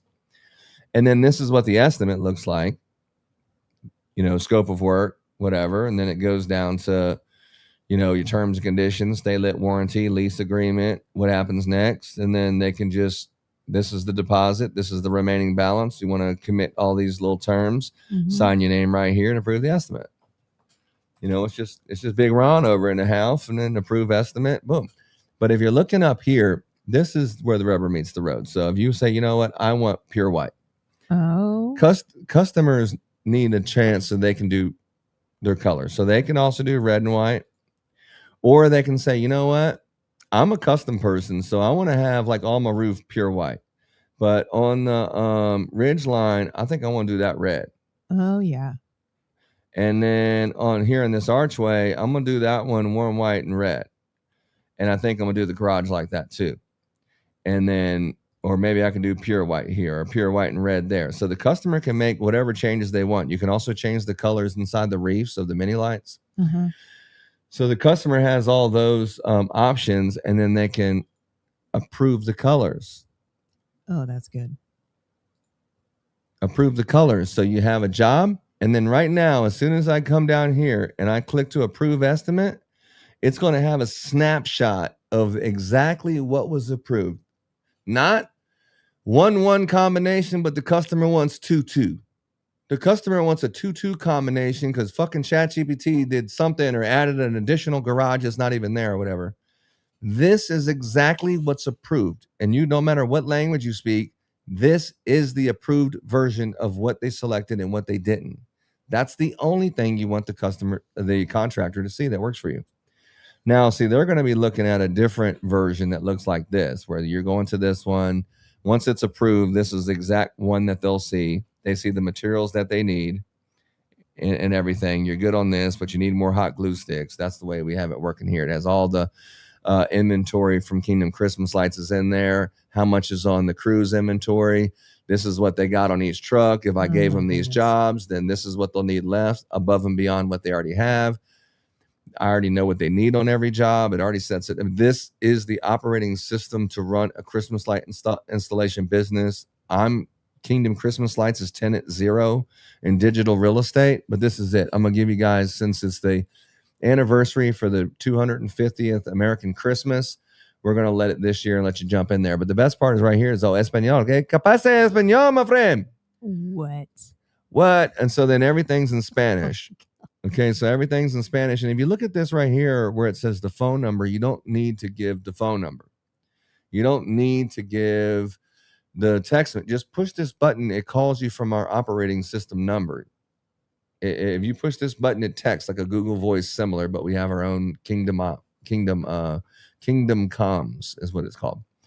So this direcciones, I guess that's the directions. Directions with as soon as Google they Maps. push it, it has the tracking. As soon as Google Maps gets there, it says, hey, they just got to the job. It's the full way of running the Christmas light business that's inside my head, is in the system, is exactly how we do it.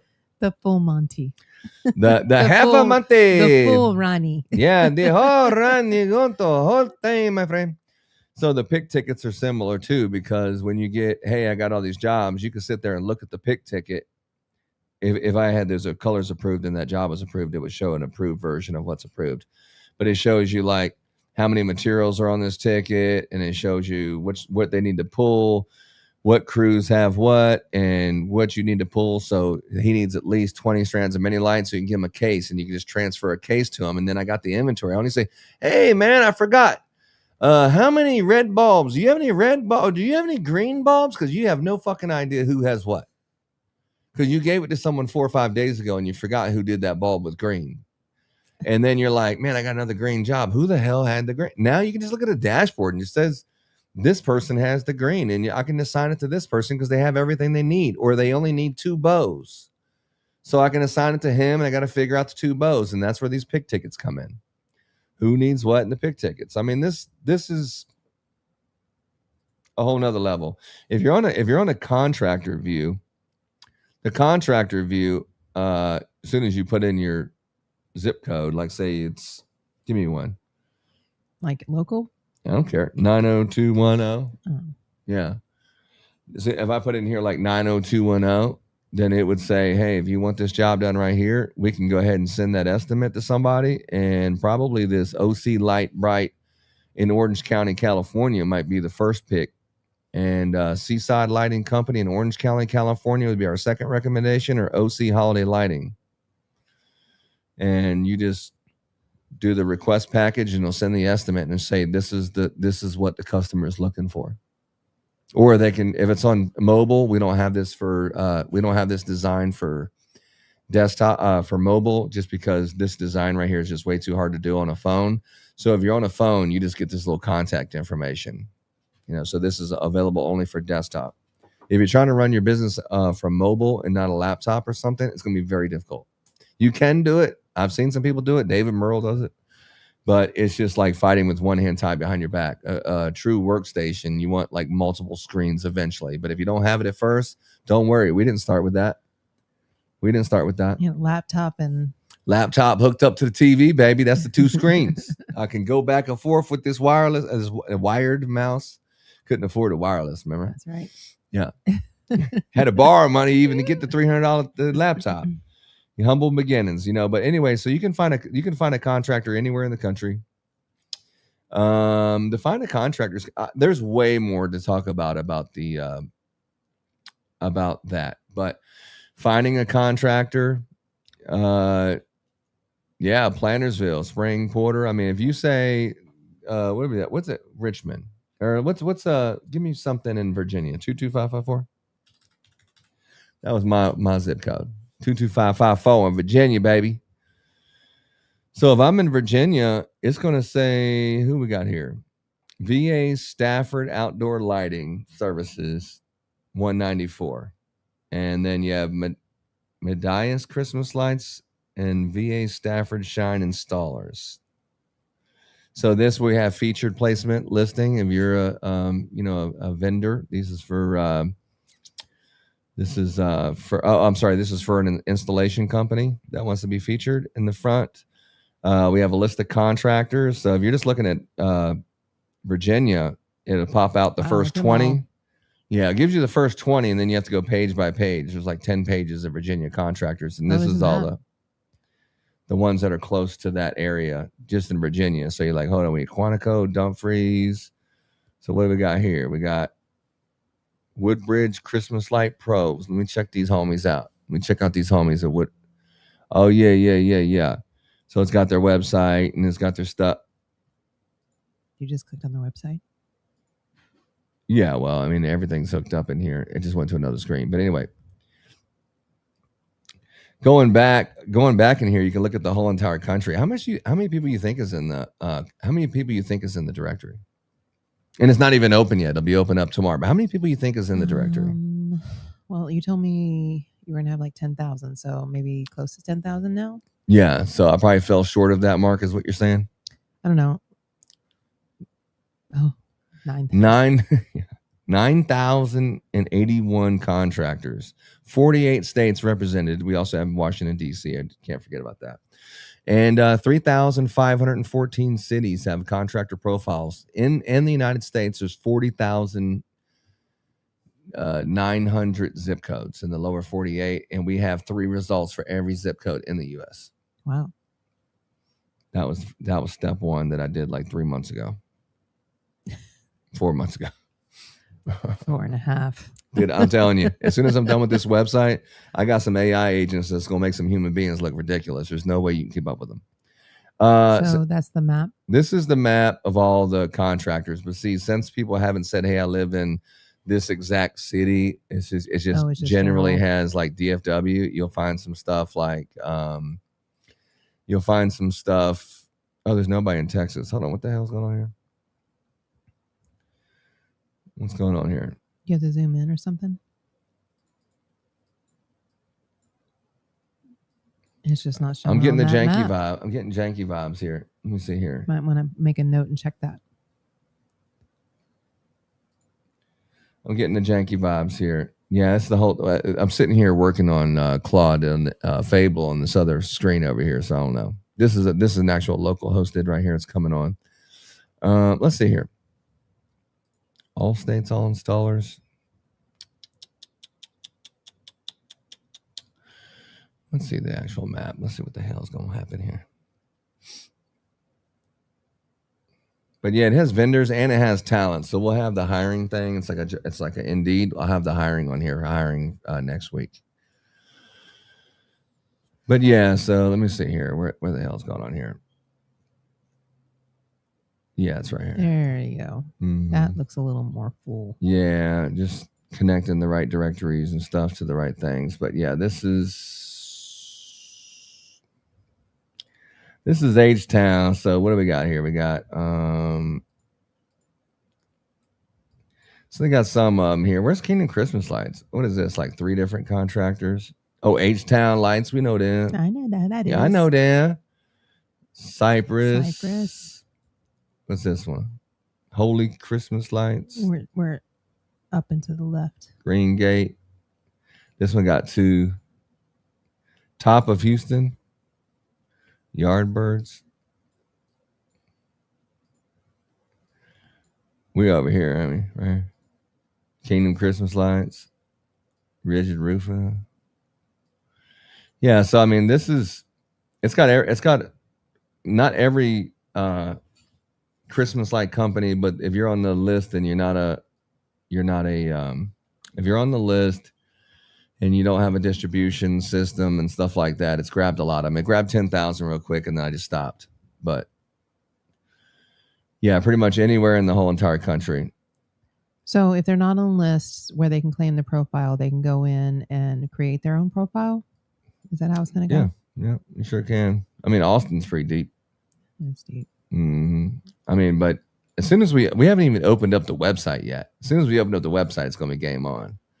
There's a lot in DFW, but these are all in the same pin drop. So once people get their own pin drops, of their address, it'll be different. But yeah, it's going to be awesome.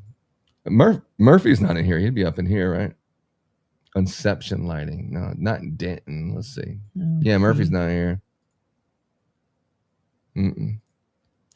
Well, he just has to go in and put his Yeah, listing he gonna in have there. to. He gonna have to. I ain't doing that shit for him. Not after that conversation we had today. He gonna have to do it for himself. Uh-oh. I'm just joking. Got nothing but love from my homie. Yeah. So anyway, that's what's going on with that. I don't know if y'all can see it very good. My eyes are getting really bad. Training That's and getting old. permanent lighting. What's that? You're getting old. Oh, getting like last week I couldn't even read something. I was like, damn, I can't see shit. Anyway, training and different resources and client owned lights. Like, you know, when you get your Oh, so they can do like a search. A client can go in there and search. yeah. People that So you're install like, client-owned lights. hey, like my buddy David Merle called today and said he had a customer that had his own lights and he's just trying to figure out how to price it. And I said, well, here's how we price it. We just tell them we don't do it. Send them to David Merle. Yeah, whenever someone says like, hey, can y'all install this Govee and stuff? And I was like, yeah, my buddy David, he's a professional. He specializes in if you have your own Govee lights, and call him up. But we send a lot of people to David just as a fun and games. But when we first started off being broke, the customers that were everything. the customers that were $300 customers or $400 customers that I just needed that job and it made sense, and just whatever reason it felt like I had to do it. Obviously, the second year you just couldn't do. I mean, you just couldn't do it anymore. But those people were cutting with us from the very beginning, and it meant a lot to us. I mean, we continued it out, and then we wanted to make an actual effort to make sure that they could find a good installer. So this is perfect. So when you say, hey, I can't help you out, and I certainly don't want to make a recommendation and something bad happen and that falls bad on me. So let me send you a link here. You can just go right to our directory. You can search for just permanent lighting, or you can search for just installs commercial grade lights or installs customer provided lights. And then you can see all the contractors in your area that offer that service, and it can go right to them. I mean, why not? What else are you doing? You're just going to say no anyway. At least point them in the right direction. You can push a button that goes right over there, right? True. Yeah, That's helpful. very helpful. It's helpful for everyone, especially if you're the person and you don't mind doing that stuff. We could definitely keep you busy. I just don't want nothing to do with it. Anyway, so that's that. But yeah, when you have no money, what are you going to do when you get into this situation that's right here where you're like, oh my God, I've been in this situation quite a few times, especially when I first started. Not Christmas lights here in Houston, but just starting in the service industry and not knowing how to charge and thinking the job's a lot less, and you run out of materials and it's not even finished. And the only way to get this final payment is you need to figure out how to borrow money and get the right materials and something. And so ain't going to come back until you pay him and all this other crap. Okay. This is growing pains. All right.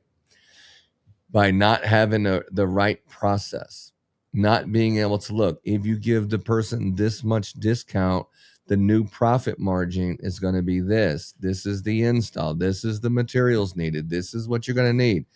This is the information to run a business efficiently. And this is the Kingdom operating system that will be available. But more likely, it's not going to be available for you this year. It'll be available for me. And we'll, just because of the credit card processing and a few other things for inventory and a few other things, that this will be the 2027 season, and I'll be talking about it all year. But you'll be able to, my gift to you in the industry, you'll be able to use this design studio until I get it perfected. And I'll have, when you said, hey, what's up with these custom ones? If it's on our Shopify site, you'll see it. Because anything that's on our Shopify site, when you go to actual Shopify, you can say, that's a nice reef. You want to see what it looks like on your house? Push this button, boom, your house is up there. You can see what it looks like on your house. So all that will be further integrations. But the hiring, I think, is the most important.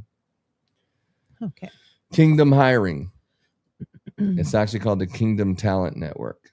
All right. So we got that. We got Aaron Rodgers. We got Dr. Fauci and Dr. Pepper. Get busy. I think that's it. What other questions you got? Let me hear a question. Wow, Let me get a question. We've been holding the same amount of people for a long time. What questions do you have today? Ryan wants to know how he can sign up. How can you sign up? You already signed up, dog. You already signed up. It's ChristmasContractor.com. Just be peeping that one. It should be up by tomorrow, but you'll hear from me. I'll have y'all set up on that one. Let's see here.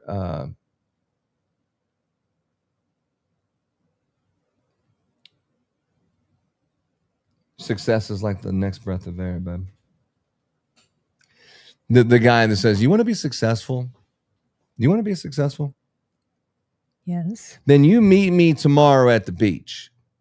And you got to get there at 8 o'clock in the morning. You got to be there at 8 o'clock in the morning because you got to be on time. The people who are not showing up on time, they'll never be successful because they don't take themselves seriously. No one's taking you seriously if you're not on time. Okay, be on time. And you show up there and you say, okay, well, damn, this guy's rich, so I really want to learn something from him. He says, okay, what you're going to do is just start walking out there in the ocean. And then you go out there and you get your feet wet. You know what I'm talking about? You get your feet wet. And then you're like, you're doing good. Keep going. Okay, you get your feet wet, but you got to keep going. And you keep going, then you're up to your knees. And then you look back, you're like, yeah, keep going. So then you're up to your waist. You're waist deep in it. And you turn back. It's like, good. You're doing good. Keep going. And then you go up there to the point you're up to your neck in it. There's going to come a point where you're up to your neck in it. And you turn around, you're like, well, hopefully he ain't going to say what I think he's going to do. He's going to kill me. Keep going. Okay. So then you keep going, and then you're fully submerged underwater, gasping for air. When you want to succeed as bad as you want that next breath of air, that's when you'll succeed and nothing will stop you. We were making like, I don't have money for signs. I mean, it's embarrassing to tell you that this is how we started, but you could not fucking stop me. Like I would not go away. I will not turn down for what. I will not go out. I will not just disappear off the face of the earth. I will keep coming back. No matter how much you push me down, no matter how much you do to me, I will keep back. I'll keep coming back fighting until I win. You can take everything away from me, but you can't take away my firm foundation. And as soon as we got that was all we needed and started building. But shit, we were doing handmade signs. Remember that? Handmade signs, handmade T-shirts. I was cutting vinyl. Dog, it was like cutting vinyl. You go to Walmart and get some construction board or something and a couple magic markers. I think that was like $15. And shit, we might be able to make like 15 signs out of all this, depending on how we cut them. And I'd be sitting there, Christmas lights, and she'd do a couple little bulbs, and we'd staple them on a little piece of stick that was laying around and put them down. That's how we got started. We had a fence scrap that we used to for our sign stakes. Look, dude, when you're broke, all this training and all this advice and shit is a waste of time unless someone's actually been starting in the same situation. All of their advice is worthless.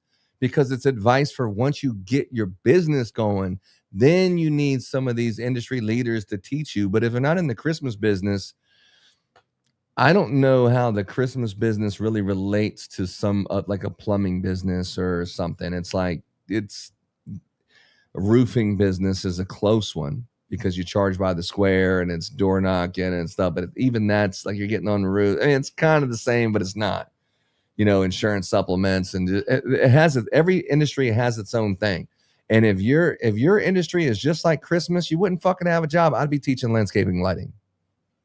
They're totally different. They're similar but different. If you're hiring for a seasonal business, it's different than a full-time business. You know, and if you have a big company, it's different than if you're just two guys in a truck and we're going to start something new this year. Okay, so always run your business like there's no chance that you could lose money or pay money to do the job. You need to have those guardrails there because that one job will put you out of business. Then you're chasing it. And once you start chasing it, you never catch back up to it. Okay. And also lick your finger, put it up in the air and see which way the wind's blowing. All right. Your job is to make profit, but your job is to make money. And you don't want to keep yourself busy just to stay busy. But there's different reasons why you accept jobs for different reasons. Maybe You're trying to keep your guys busy, and they don't have nothing to do anyway, and you're going to lose them if you don't give them something to do. You might make a decision that you normally wouldn't make in that situation. You know, when are you getting it installed? What's the October 1st price? If I got it installed the first week of October, isn't it less expensive than November? So, hey, how much you think per foot? For what? A 2-story? A house that's 2 hours away, or 5 minutes down the road that I already have like another 10 houses right around it? Like what price?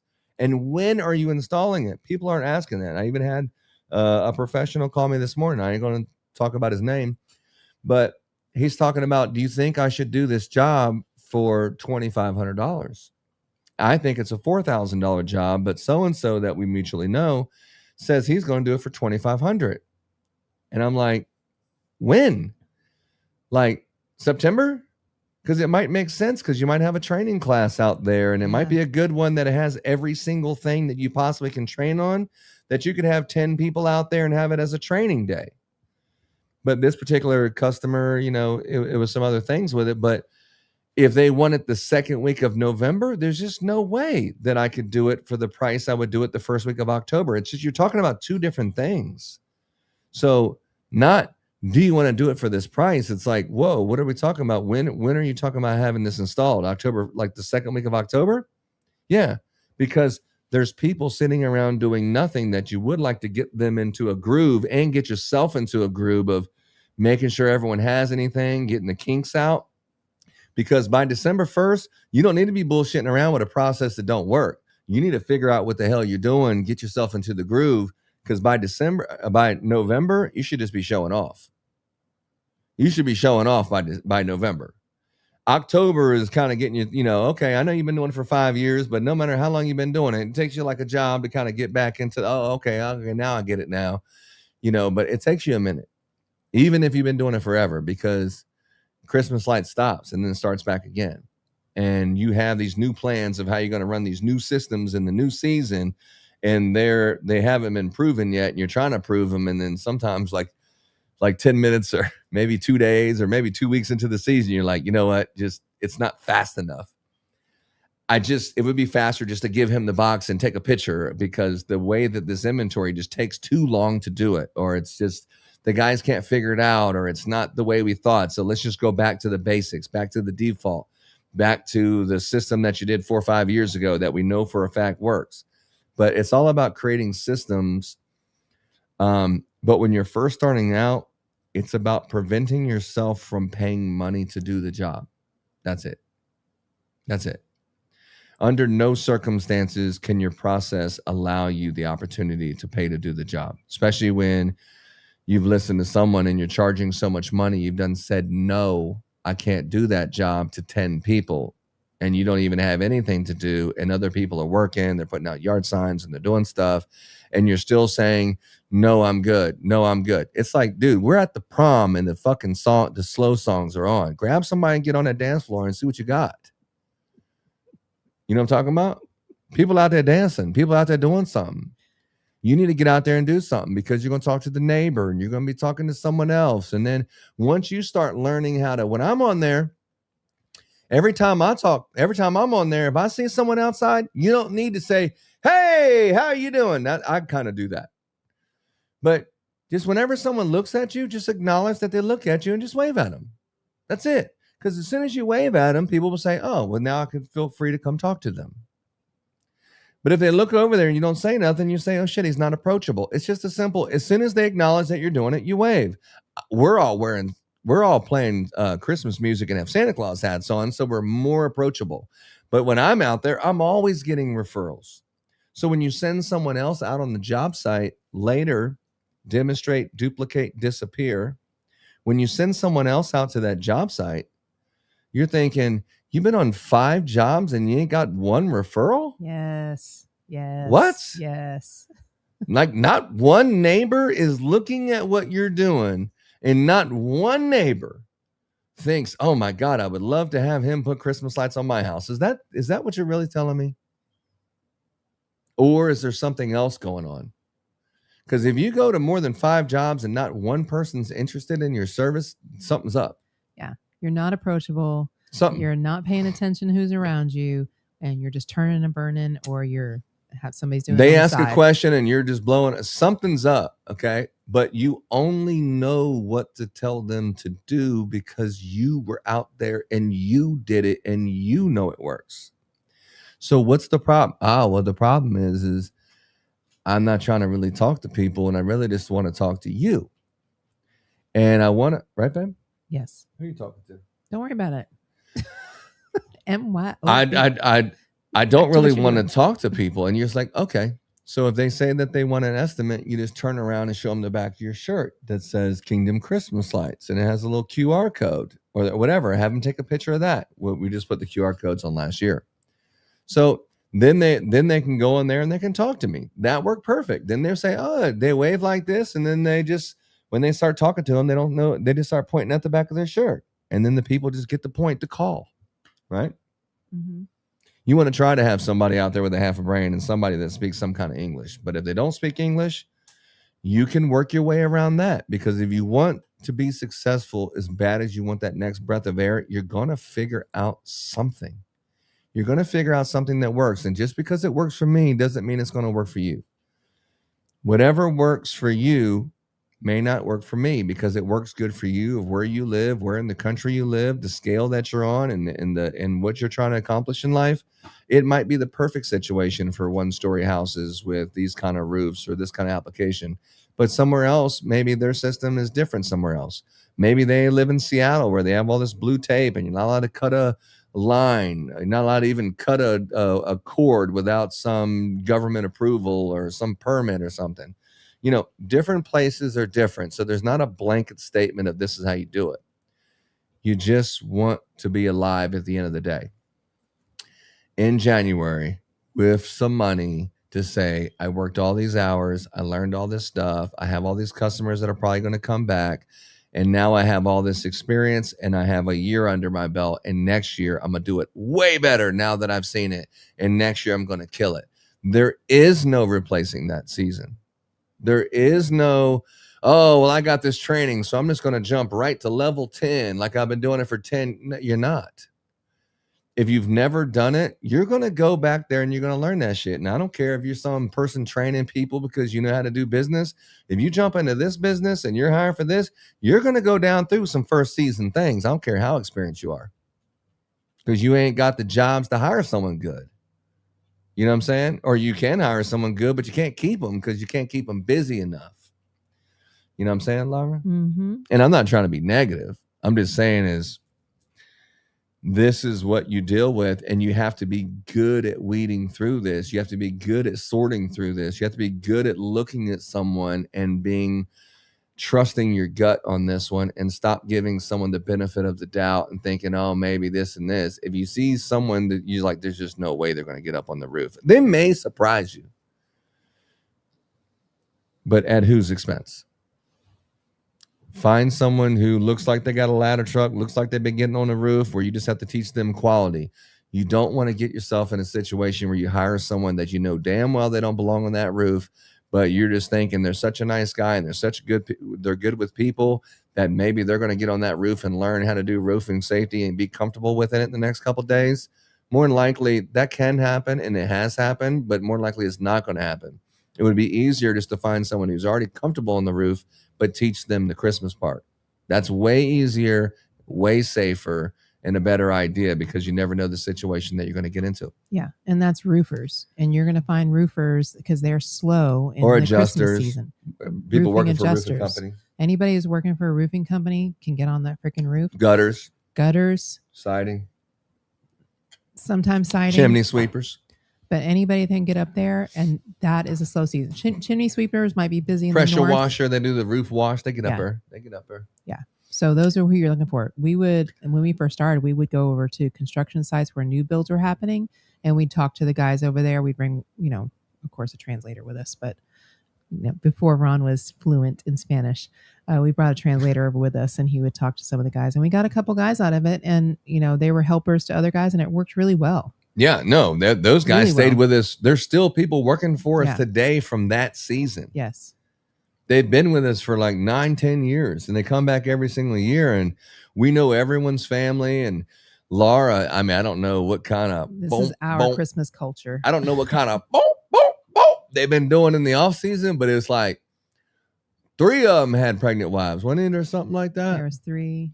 There were 3 at the same time. It's like every year, it's like, oh, but she's pregnant, but she's 8 months pregnant, but she's 8.5 months pregnant, but she's 8 3/4 months pregnant. They were so we're all celebrating that Christmas money. exactly. So Laura's such a sweetheart. So she's like, look, guys, I'm going to buy everyone a baby stroller. Because for some reason, a car seat. That's what it was. A car seat. A car seat stroller combination. Because they all have like 3 or 4 or 5, 6 kids. I'm like, you don't have the fucking stroller from the last 8 kids? No, but anyway. They sell it as soon as they have. No one had more kids than Abraham. He had like 14. But I say, yeah, y'all should just keep y'all just keep, hey, you just grew out of it? Okay, just keep handing it down. It's like assembly line. They did hang on to their stuff because they were going to have more babies. But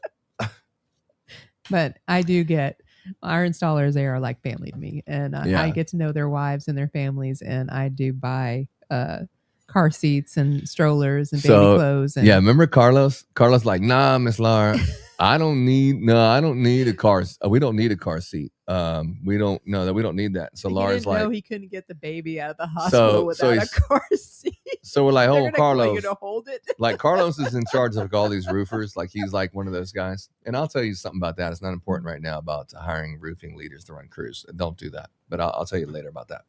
Anyway, so Carlos was like, nah, I don't need that. I don't need the car seat and stuff. It's no big deal. And you're like, are you sure? Because you need one to get the baby out of the hospital, right? Yeah.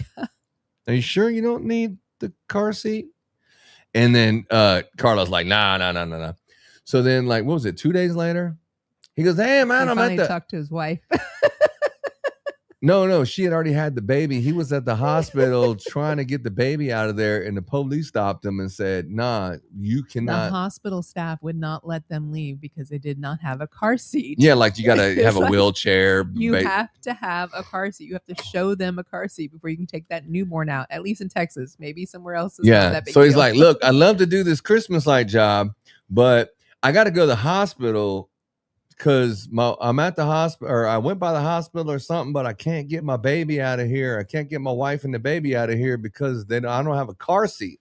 And he was like, didn't I just tell you about the car seat? Like we bought Juan a car seat and Wilmer a car seat, but Carlos is just, Carlos's car seat was in the garage waiting for him because I knew he needed a freaking car seat. And so, then he gets the car seat and then he ends up leaving her or something, right? Remember? Yeah. Anyway, but yeah, the drama. Lauren's so cool, but all the people, man, you go down through this fight together, and it's like some people compare it to like a military deployment, but it's something that it's like it's so death-defying and dangerous to be up on these roofs, especially when you're tired and fatigued and it's wet or cold or whatever the conditions are. You get like a bond with people when you go through and you work that hard during the Christmas season, and then you get to go through the experience and you get to take it down.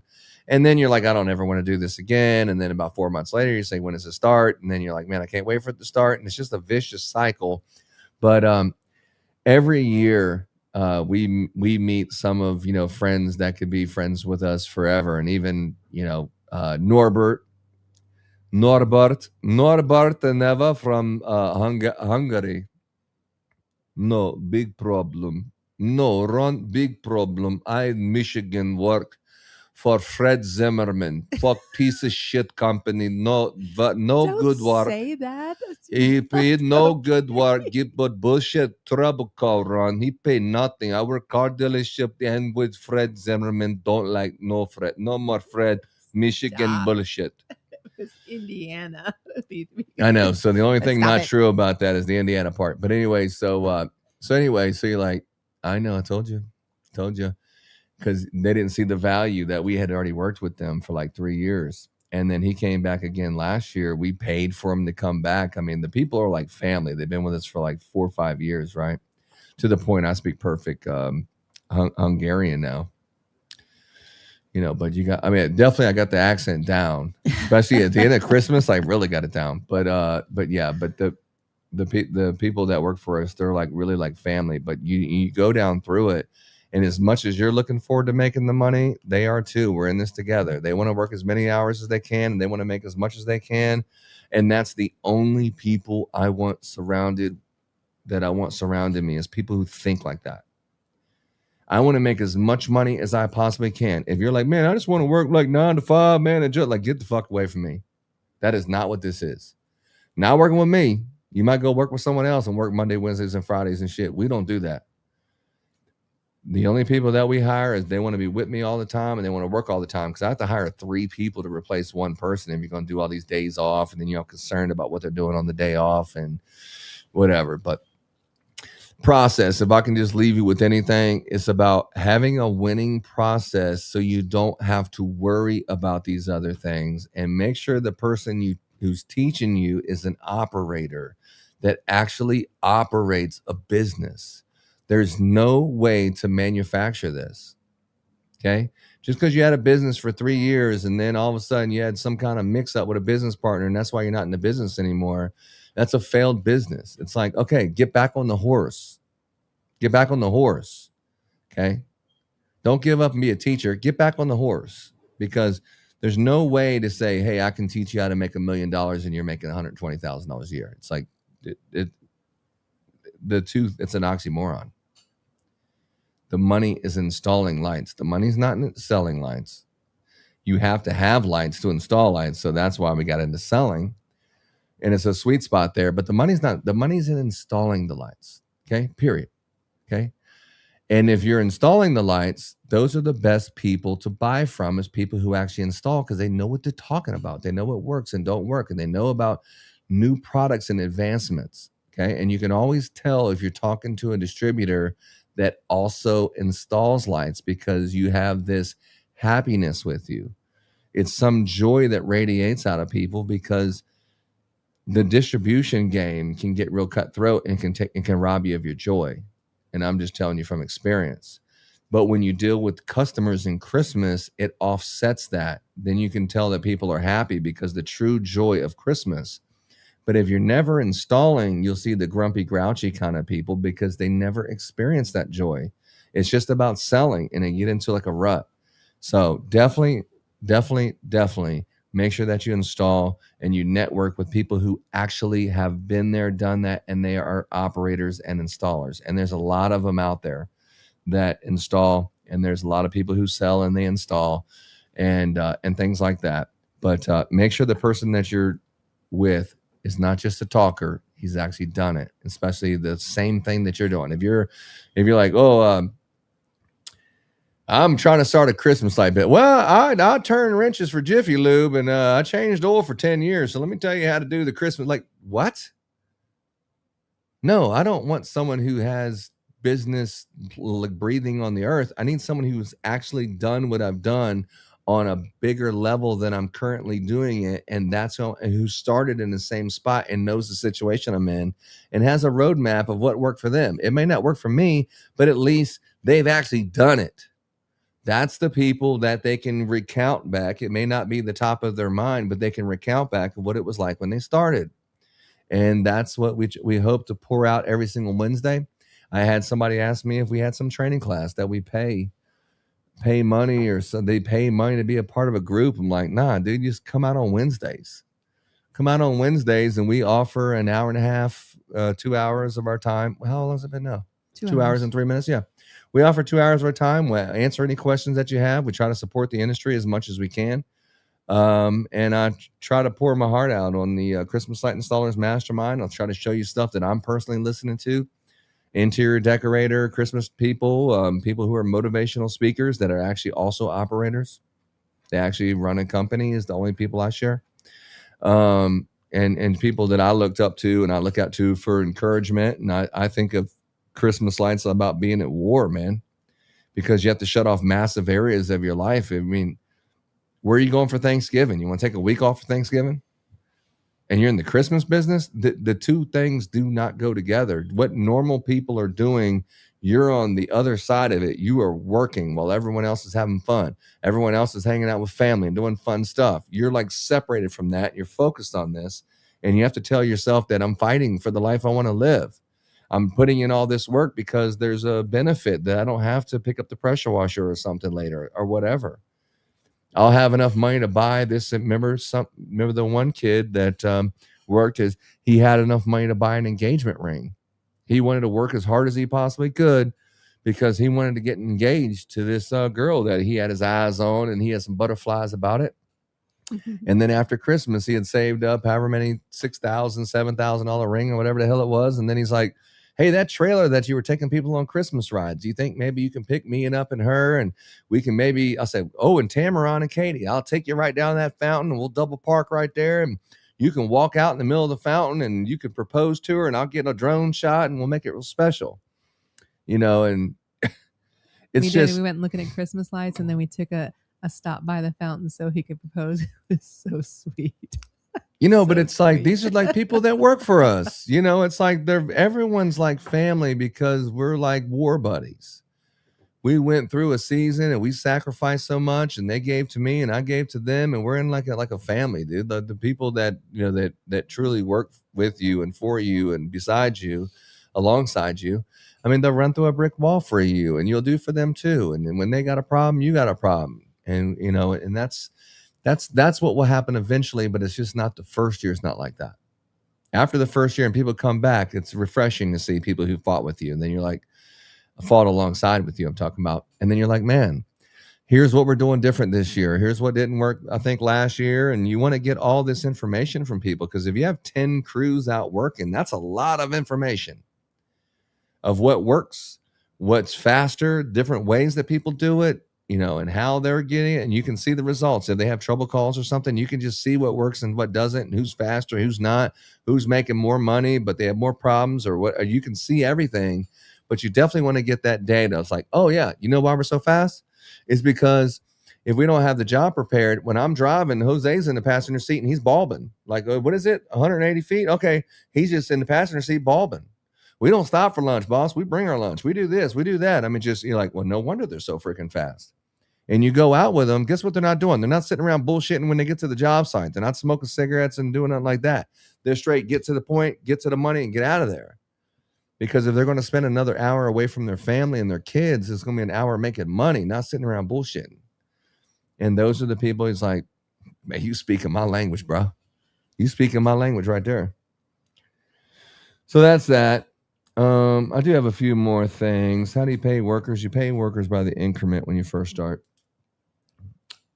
You pay people by the increment, by the ball, by the strand, by the this. That's what I recommend. But you can pay them however you want to. But if just remember that it's all about upsells. And if you say I'm gonna pay you $200 a house, where's the incentive to upsell? Where's the incentive if you have to add something? You have to renegotiate and retouch every single customer. It's a right now transaction and you're not at the job. You just need to confirm that it's done right, and you can charge that credit card and make sure that the customer doesn't want something else. Because for the same person that says, hey, Ron, no, I don't do shit unless it's $15 a foot or whatever, right? Let's just say that's what you're saying. Okay. So you have to do that because your process is bad. Because if you go to that house and the customer is like, hey, I really like to add a wreath or something, or I'd like to add like some lights down the side. And you're like, well, it's only like 60 feet. So 60 times whatever you charge them. So it'd be like just whatever it is, 60 more bulbs sound good. Okay, boom. And then it's in there, it's done. Or more strands in the lights in the tree. Okay. But if not, if you didn't communicate that and they just ran out there, now you are doing a $300 fucking job, dog. Because you're sending someone back out there because you didn't communicate right. And you didn't have it set up to upgrade and upsell. So now you're sending someone totally separate to do those 60 feet. So you are doing little small ass jobs because your process sucks.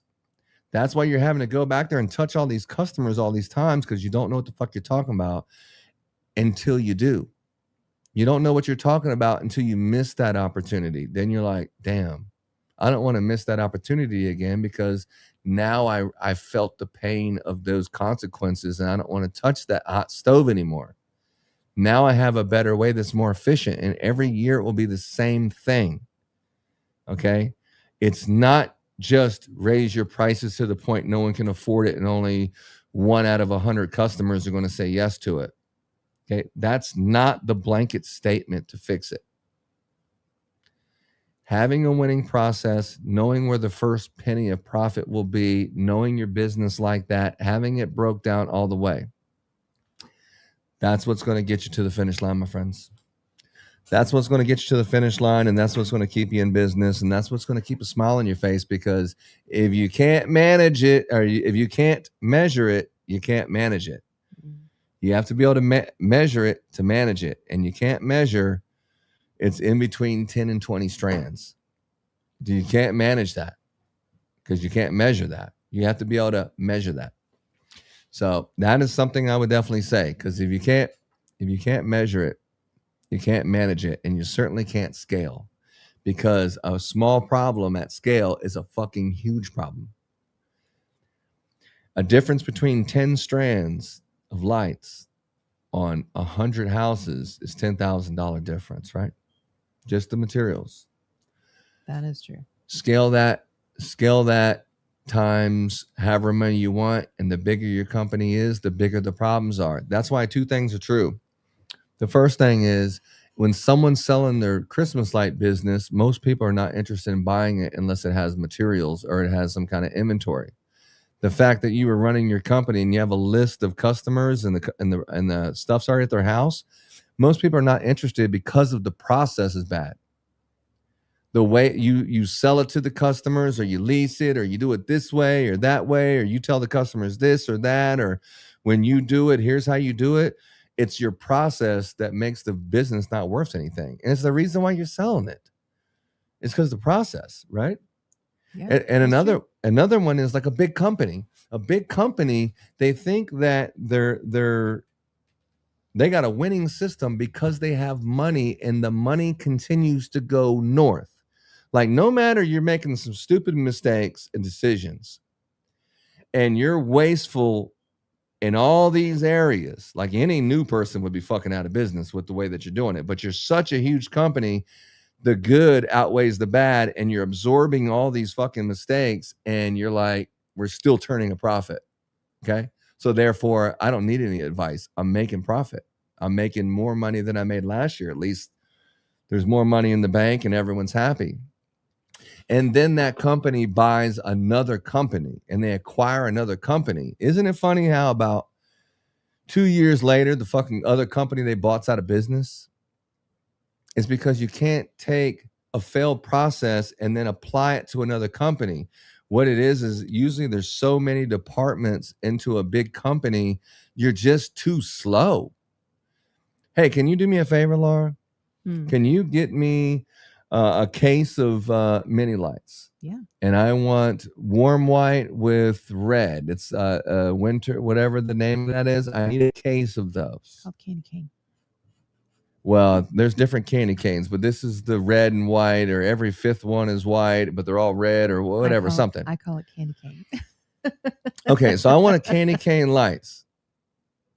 If you call a big company, they can't fucking sell you the lights. It's got to go, well, all I can do is I can just do this one little teeny fucking thing. I can just take down your information, and someone from the sales department can call you, and then they'll talk to you, but they can't do anything either because they got to send it to this warehouse department, but then it's got to come over here and then there. And by the time you get to the finish line, you already frustrated the customer because you're so slow. You are so slow at moving. That's why you're going out of business, because AI is coming at, and this is major league. AI is coming for the white collar jobs. There's going to be a lot of blue collar jobs available, but the entry level white collar jobs are all going to be gone. Every one of them. There's going to be companies that still hire people, but they're going to be gone. They're going to be gone eventually. There's no way to sustain that, because an AI-driven business is going to be way more profitable. A full AI business is going to be way faster and way more profitable than any other business.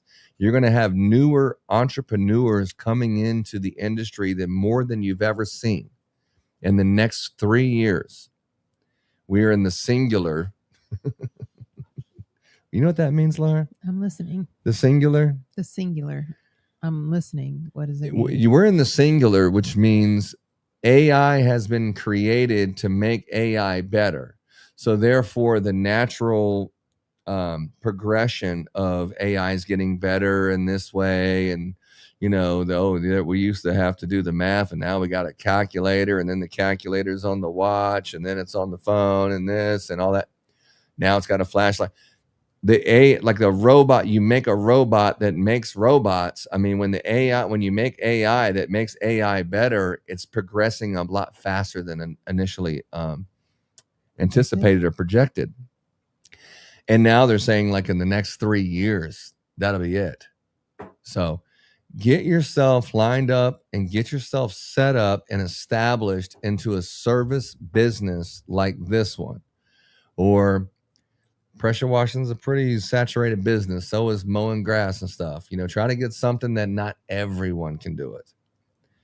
That it requires some difficulty that the homeowner doesn't want to do it. Like here in Texas, it's just too damn hot to go outside to do anything. So anything outside is something people don't want to do.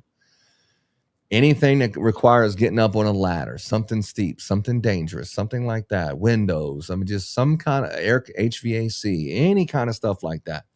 Those are great businesses to get into. But you're going to need to make sure that you're in an AI-proof business and you can get on your feet fast enough before AI takes these jobs. College and all that kind of stuff, they're saying that's not even going to be a thing. Elon Musk and all them say it's just a waste of money to pay college right now. It's just for the social experience. Anything that you learn in college, you can get on AI right now. It's just for the social experience to go experiment. Going to get a medical license is going to be worthless. There's going to be no human doctors unless you just want to roll the dice and take a chance. No human doctors will be in the next 3 to 5 years. 3 to 5 years? Think about that. Think about that. Now is the time to get your shit together while you can. This is the year to get started and get going while you can. If you think the market's saturated now, wait till AI starts taking all these jobs. You think the market's saturated now. That's a good point. You think people hiring, you know, these entrepreneurs like, hey, what are you doing selling cars, Bill? Thought you were a fucking executive down at AT&T or something. You're like, wow, they laid me off. And I always thought I could be a good car salesman. You know, and then a week later, someone who really has a job for something you don't want to do, you're like, well, the cars doesn't really have consistent money. You know, I thought I could do it, but I guess it was harder than I thought to fight these 25 guys in the parking lot for, this is my parking space. If anyone pulls up into this space, it's mine. And then some dude's like, no, man, I'll call it through the window. And they push you out the way and you've been out there all day and they'll make nothing. It's like, yeah, the car salesman business is a dog eat dog business, and it's not for you. It's for some aggressive ass people, you know. Same with door to door. I'm gonna leave you with this. Door to door sales. I did door to door sales for 2 years. Am I the best door to door salesman on the planet? Yes. No. No, I'm not. I did it for 2.5 years, and you get good at it. But you know, the hardest door to hit is your own car door. To go out there, because it's discouraging. I don't know if it's like telemarketing, but you know that you're about to accept a massive amount of rejection going into it. You know that you are. You know that it's like playing cards, baby. It's like playing cards. It's 52. 52 card pickup, baby, 52. If I had a deck of cards and I was shuffling them cards, I shuffled up the cards real good, and I flipped over the first 4. 1, 2, 3, 4. Is there a chance that all 4 aces just came out? Is there a chance? There's a chance. There's a chance. It's a small chance, but there is a chance. 52 chance. It's a chance. But if you sit there and you flip over all 52 cards at some point, it's 100% chance that you're going to see all 4 of those aces. Or if you flip over all 52 doors, you're going to see all 4 sales. Okay. But selling in the Christmas light business is a little different, because at some point you're like, dude, the phone's ringing off the hook. I don't need more sales. I need someone to actually install. Every day, what your demand is changes. Right now, I just need more people. And you're like, okay, I got enough people, but I need more of this. And then every day it's like, hey, everyone stop what you're doing. We're focusing on this today because It's an emergency. And a lot of days are like that, right? Yeah. A lot of days are like that. But what was my point? Door knocking. When you knock on someone's door, this is like professional Ron. When you knock on someone's door, back your ass up off that porch. Back your ass off that porch. You know, go on, step back. If you back off the porch a little bit, usually there's a step down. You don't want to be towering over and be taller than someone. You want to be stepped down away from the porch, talking in a softer voice and getting to the point real fast. Hey, how you doing? My name, that's a nice doormat. You like Cowboys? Oh, yeah, me too. Anyway, that's nice. Anyway, I see you like that. Whatever. A nice, beautiful property. Anyway, my name is Ron. I'm with Kingdom Christmas Lights, and we're just here. We're not selling anything. We're just here to put, free Christmas lights on everyone's houses for only $1,000. Just whatever it is, get to the point and get to the point like that. And then if you said, oh, shit, I said something stupid, go to the next house and say, damn, if I'd only said this, it would have been different. If you have two people with you, the person who's closer to the person is always the person who will get directed all the communication. So if you have two people, first thing that you're going to do, Billy, we're going out door knocking, okay? What you're going to do is you're just going to keep your freaking mouth shut. If they ask you any questions like, what's your name? You look at me and I'll say his name is Bill. You're not out here to do anything except for to listen to me intently.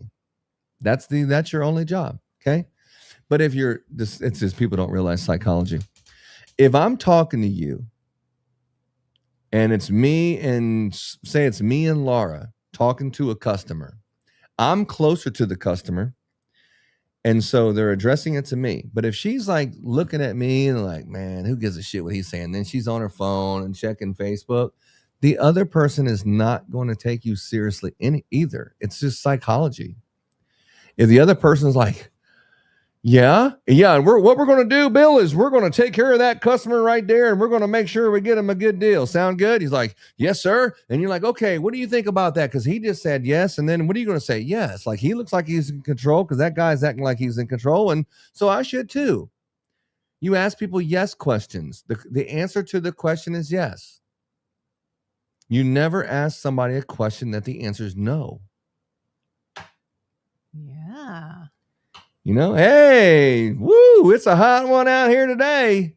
Yes. Yeah. Everything that you say, it's yes. It's another yes. Hey, what's going on, man? Got a beautiful, oh, yeah, man, I love talking about myself, the grass, the greenery. Yeah, okay. But anyway, I know you're here to put me together on something. It's no big deal. It would look great to have some Christmas lights up on here, and that's what we're doing. And we're in the neighborhood. We're doing a couple of your neighbors down the street.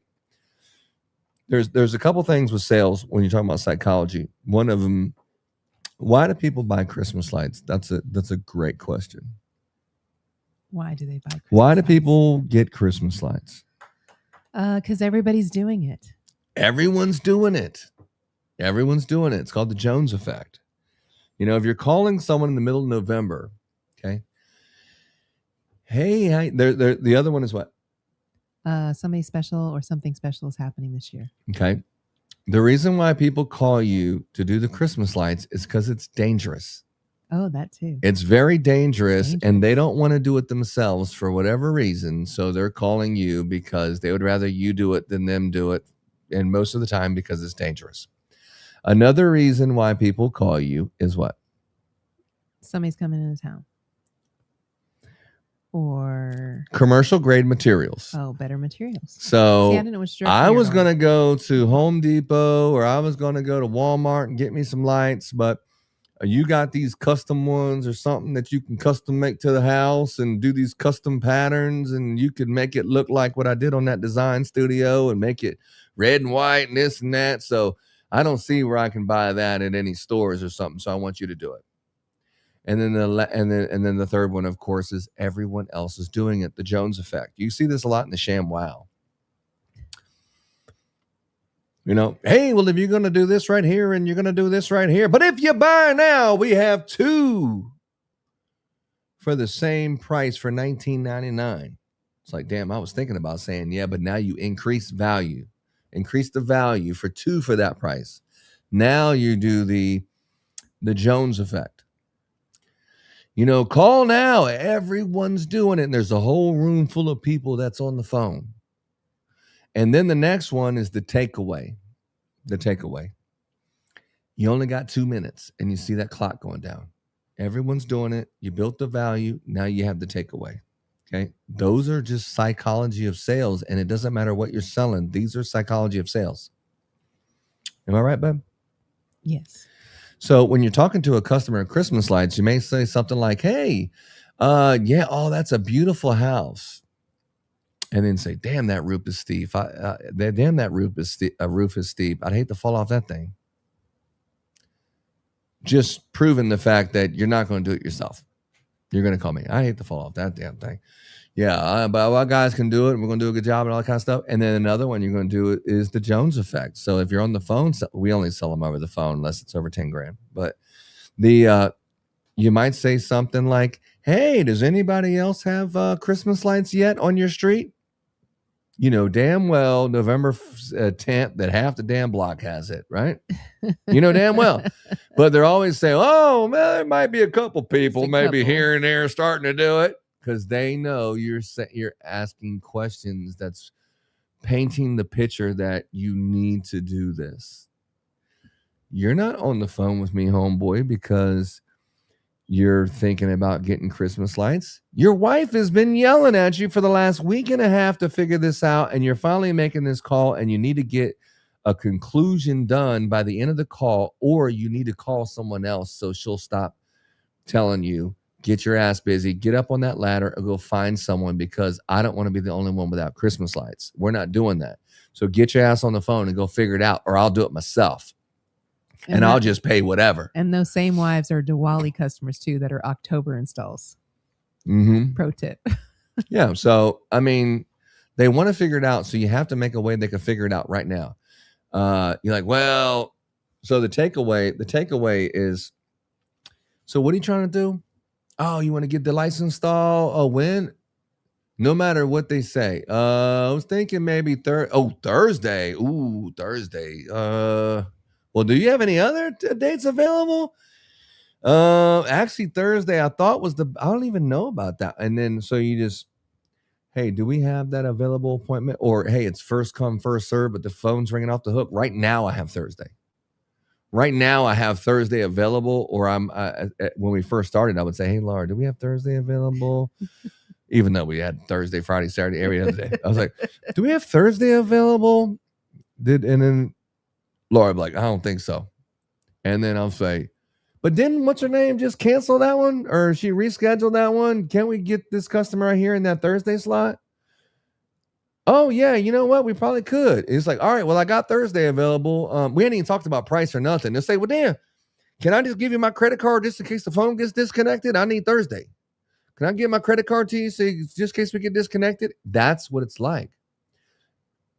That one, you're not going to, it's like, what price are you charging that one? That one is not, they're not driven by price. They're driven by appointment. Different people are driven for different reasons. I want the day after Thanksgiving. That's a takeaway. I got, not there. No, that's already booked. The week of Thanksgiving and all that, we don't let any customers get in that. That's already booked. And the reason why we do it that way, and I'm going to leave you with this. The reason why we do it that way is because just in case I make some mistakes and it doesn't work out like I think, I need a week to catch up. So I got everyone's lights done before Thanksgiving. In case we get behind, which does happen. It happened one time, and it happened because of Jobber, and it was a mistake that we made not knowing how to use Jobber to the point I was canceling people's estimates. We were removing people's estimates because it was so stressful. And then they were approving it so fast. That was 2020. Everybody approved. That was just a failed process. Nobody said no. We that was after doing 600 properties, but we had a failed process that it worked good in the situation that we were in. But when you grew up bigger and you try to scale it using that process, it broke immediately because it's not a scalable process. It works good for you, but there's no way you could scale a big company with the process that you use. It's not a winning process. It's not scalable. And all you need to do is just go buy and acquire another company. It's going to show you that you're just going to go out of business, or they're going to be out of business, because you're just making more money for whatever reason, but it doesn't mean you have a great process. It could be way more. You can make more money just by getting a better process and not even getting more customers. Just working more efficiently, you can make more money. But anyway, that's true. Anyway, but that's that. Anyways, and so 2 days we're going to go to Miami. So we hopefully that you, if you've never been to Miami, we are definitely going to take you with us. So have your eyes glued to Facebook, and we're going to be looking at a little bit of that. Do we get any other questions? Not one person called. Poor Ron. Yeah. I was like, oh my God, we're going to be like all kinds of calls running up. I was like, I was so prepared for it. Oh man, this call's going to be coming in and we're going to go 2 hours and 30 minutes. Holy crap. I can't believe we held so many people and everyone stayed on. They didn't leave. I was like, dude, I'm all about it. So anyway, look for the new thing coming out. We do have training too. So just like Ron said, this Christmas is heating up around the country. Make sure you're at the ChristmasContractor.com 2026 season kickoff this September 25th and 26th. And remember to get busy.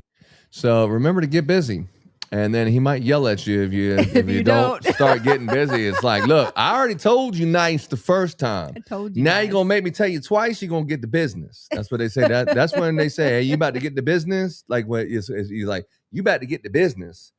When you about to get the business, you about to get another volume of volume. Next and then level. after that, it's about to get physical, you know, and then there's other layers of that. But yeah, it definitely goes to raising your voice. Then you go Olivia Newton-John. Oh, is that Olivia Newton-John? Yeah. All right. So anyway, we're going to have a great vacation. When we come out with this product, I hope that you share it. I hope that you enjoy it. I hope that you learn something and it teaches you something as it's been teaching me.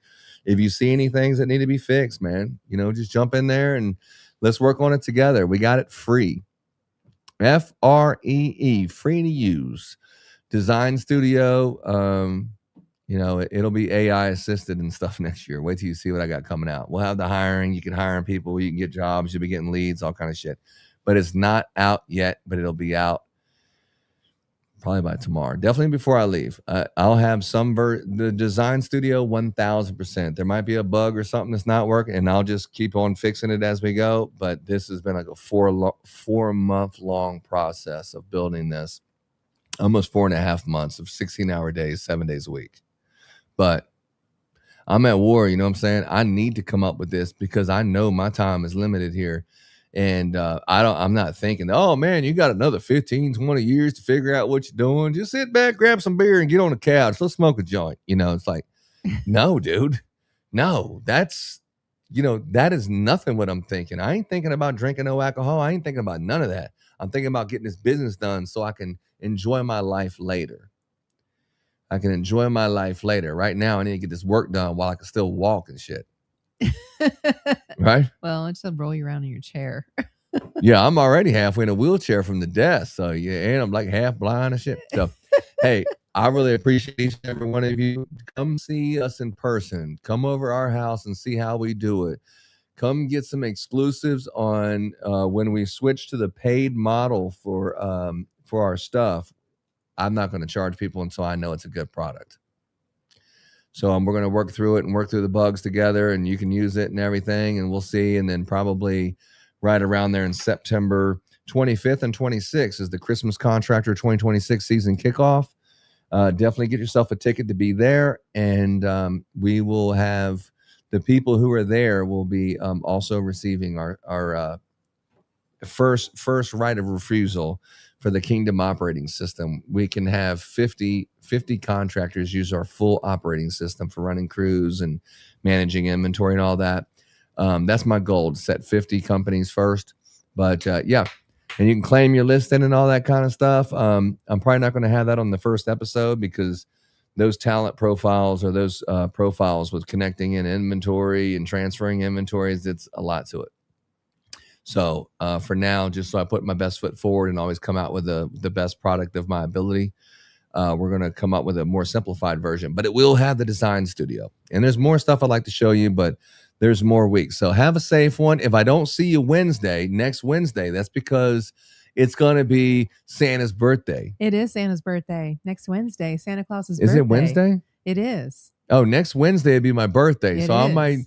I might come out there. Remember when we were at the beach last time and then someone's like, man, you're really good at doing these videos and stuff. And then we were at the beach and I was sitting there acting like I was I said, my name is Ron and we about to penetrate the Houston market. Remember that? I do. Yeah, that one went over good. We're going to have to do a little bit more penetrating the market when we're on vacation. Okay. So yeah, we're going to the Bahamas and the Virgin Islands. You can see the vaginas. The Bahamas. We can have a real Bahama mama. Remember that? Yes, a Bahama mama. Out of a coconut. Mm-hmm. Have some Bahama mama out of a coconut, and then sitting there on a private island and stuff like that. Work hard, play hard. The great thing about having a Bahama mama in the Bahamas, they have you drink the coconut water out of the coconut first, because that's nature's Gatorade. Yeah. And then they get you drunk.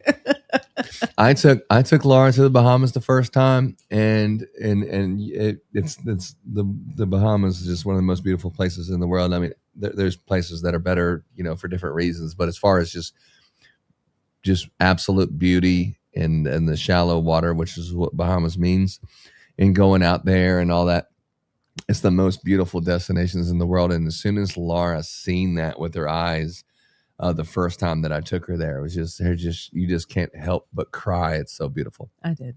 I cried. That was how long ago? And it was a very proud moment for 8 years ago. It was a very proud moment, for a husband to finally go from, homie with a bus pass, if you know what I'm talking about, to the point that I can actually provide to do that, for the wife and the kids and all that. We just adopted the Levi and Stella this year. Mm-hmm. So we have 2 Robies. Tyrone's still holding out. On the Roby clan, but we got 2 new Robies. So we got the little Roby family trip with Tyrone, and it's all happening on Friday. So thank you for following us. And we'll look forward to seeing you on the next one. And Laura probably got some advice to give you real quick. Okay. So if you find yourself sitting on the couch wondering where your next paycheck's coming from, you're on food stamps and you only have about $50 left on that card for the next 3 weeks, and you're trying to figure out how you feed your kids. You're trying to figure out, how am I going to do this season? And nothing seems to be working for you. You just need to come to the September 25th and 26th training, and also get off your ass and get busy.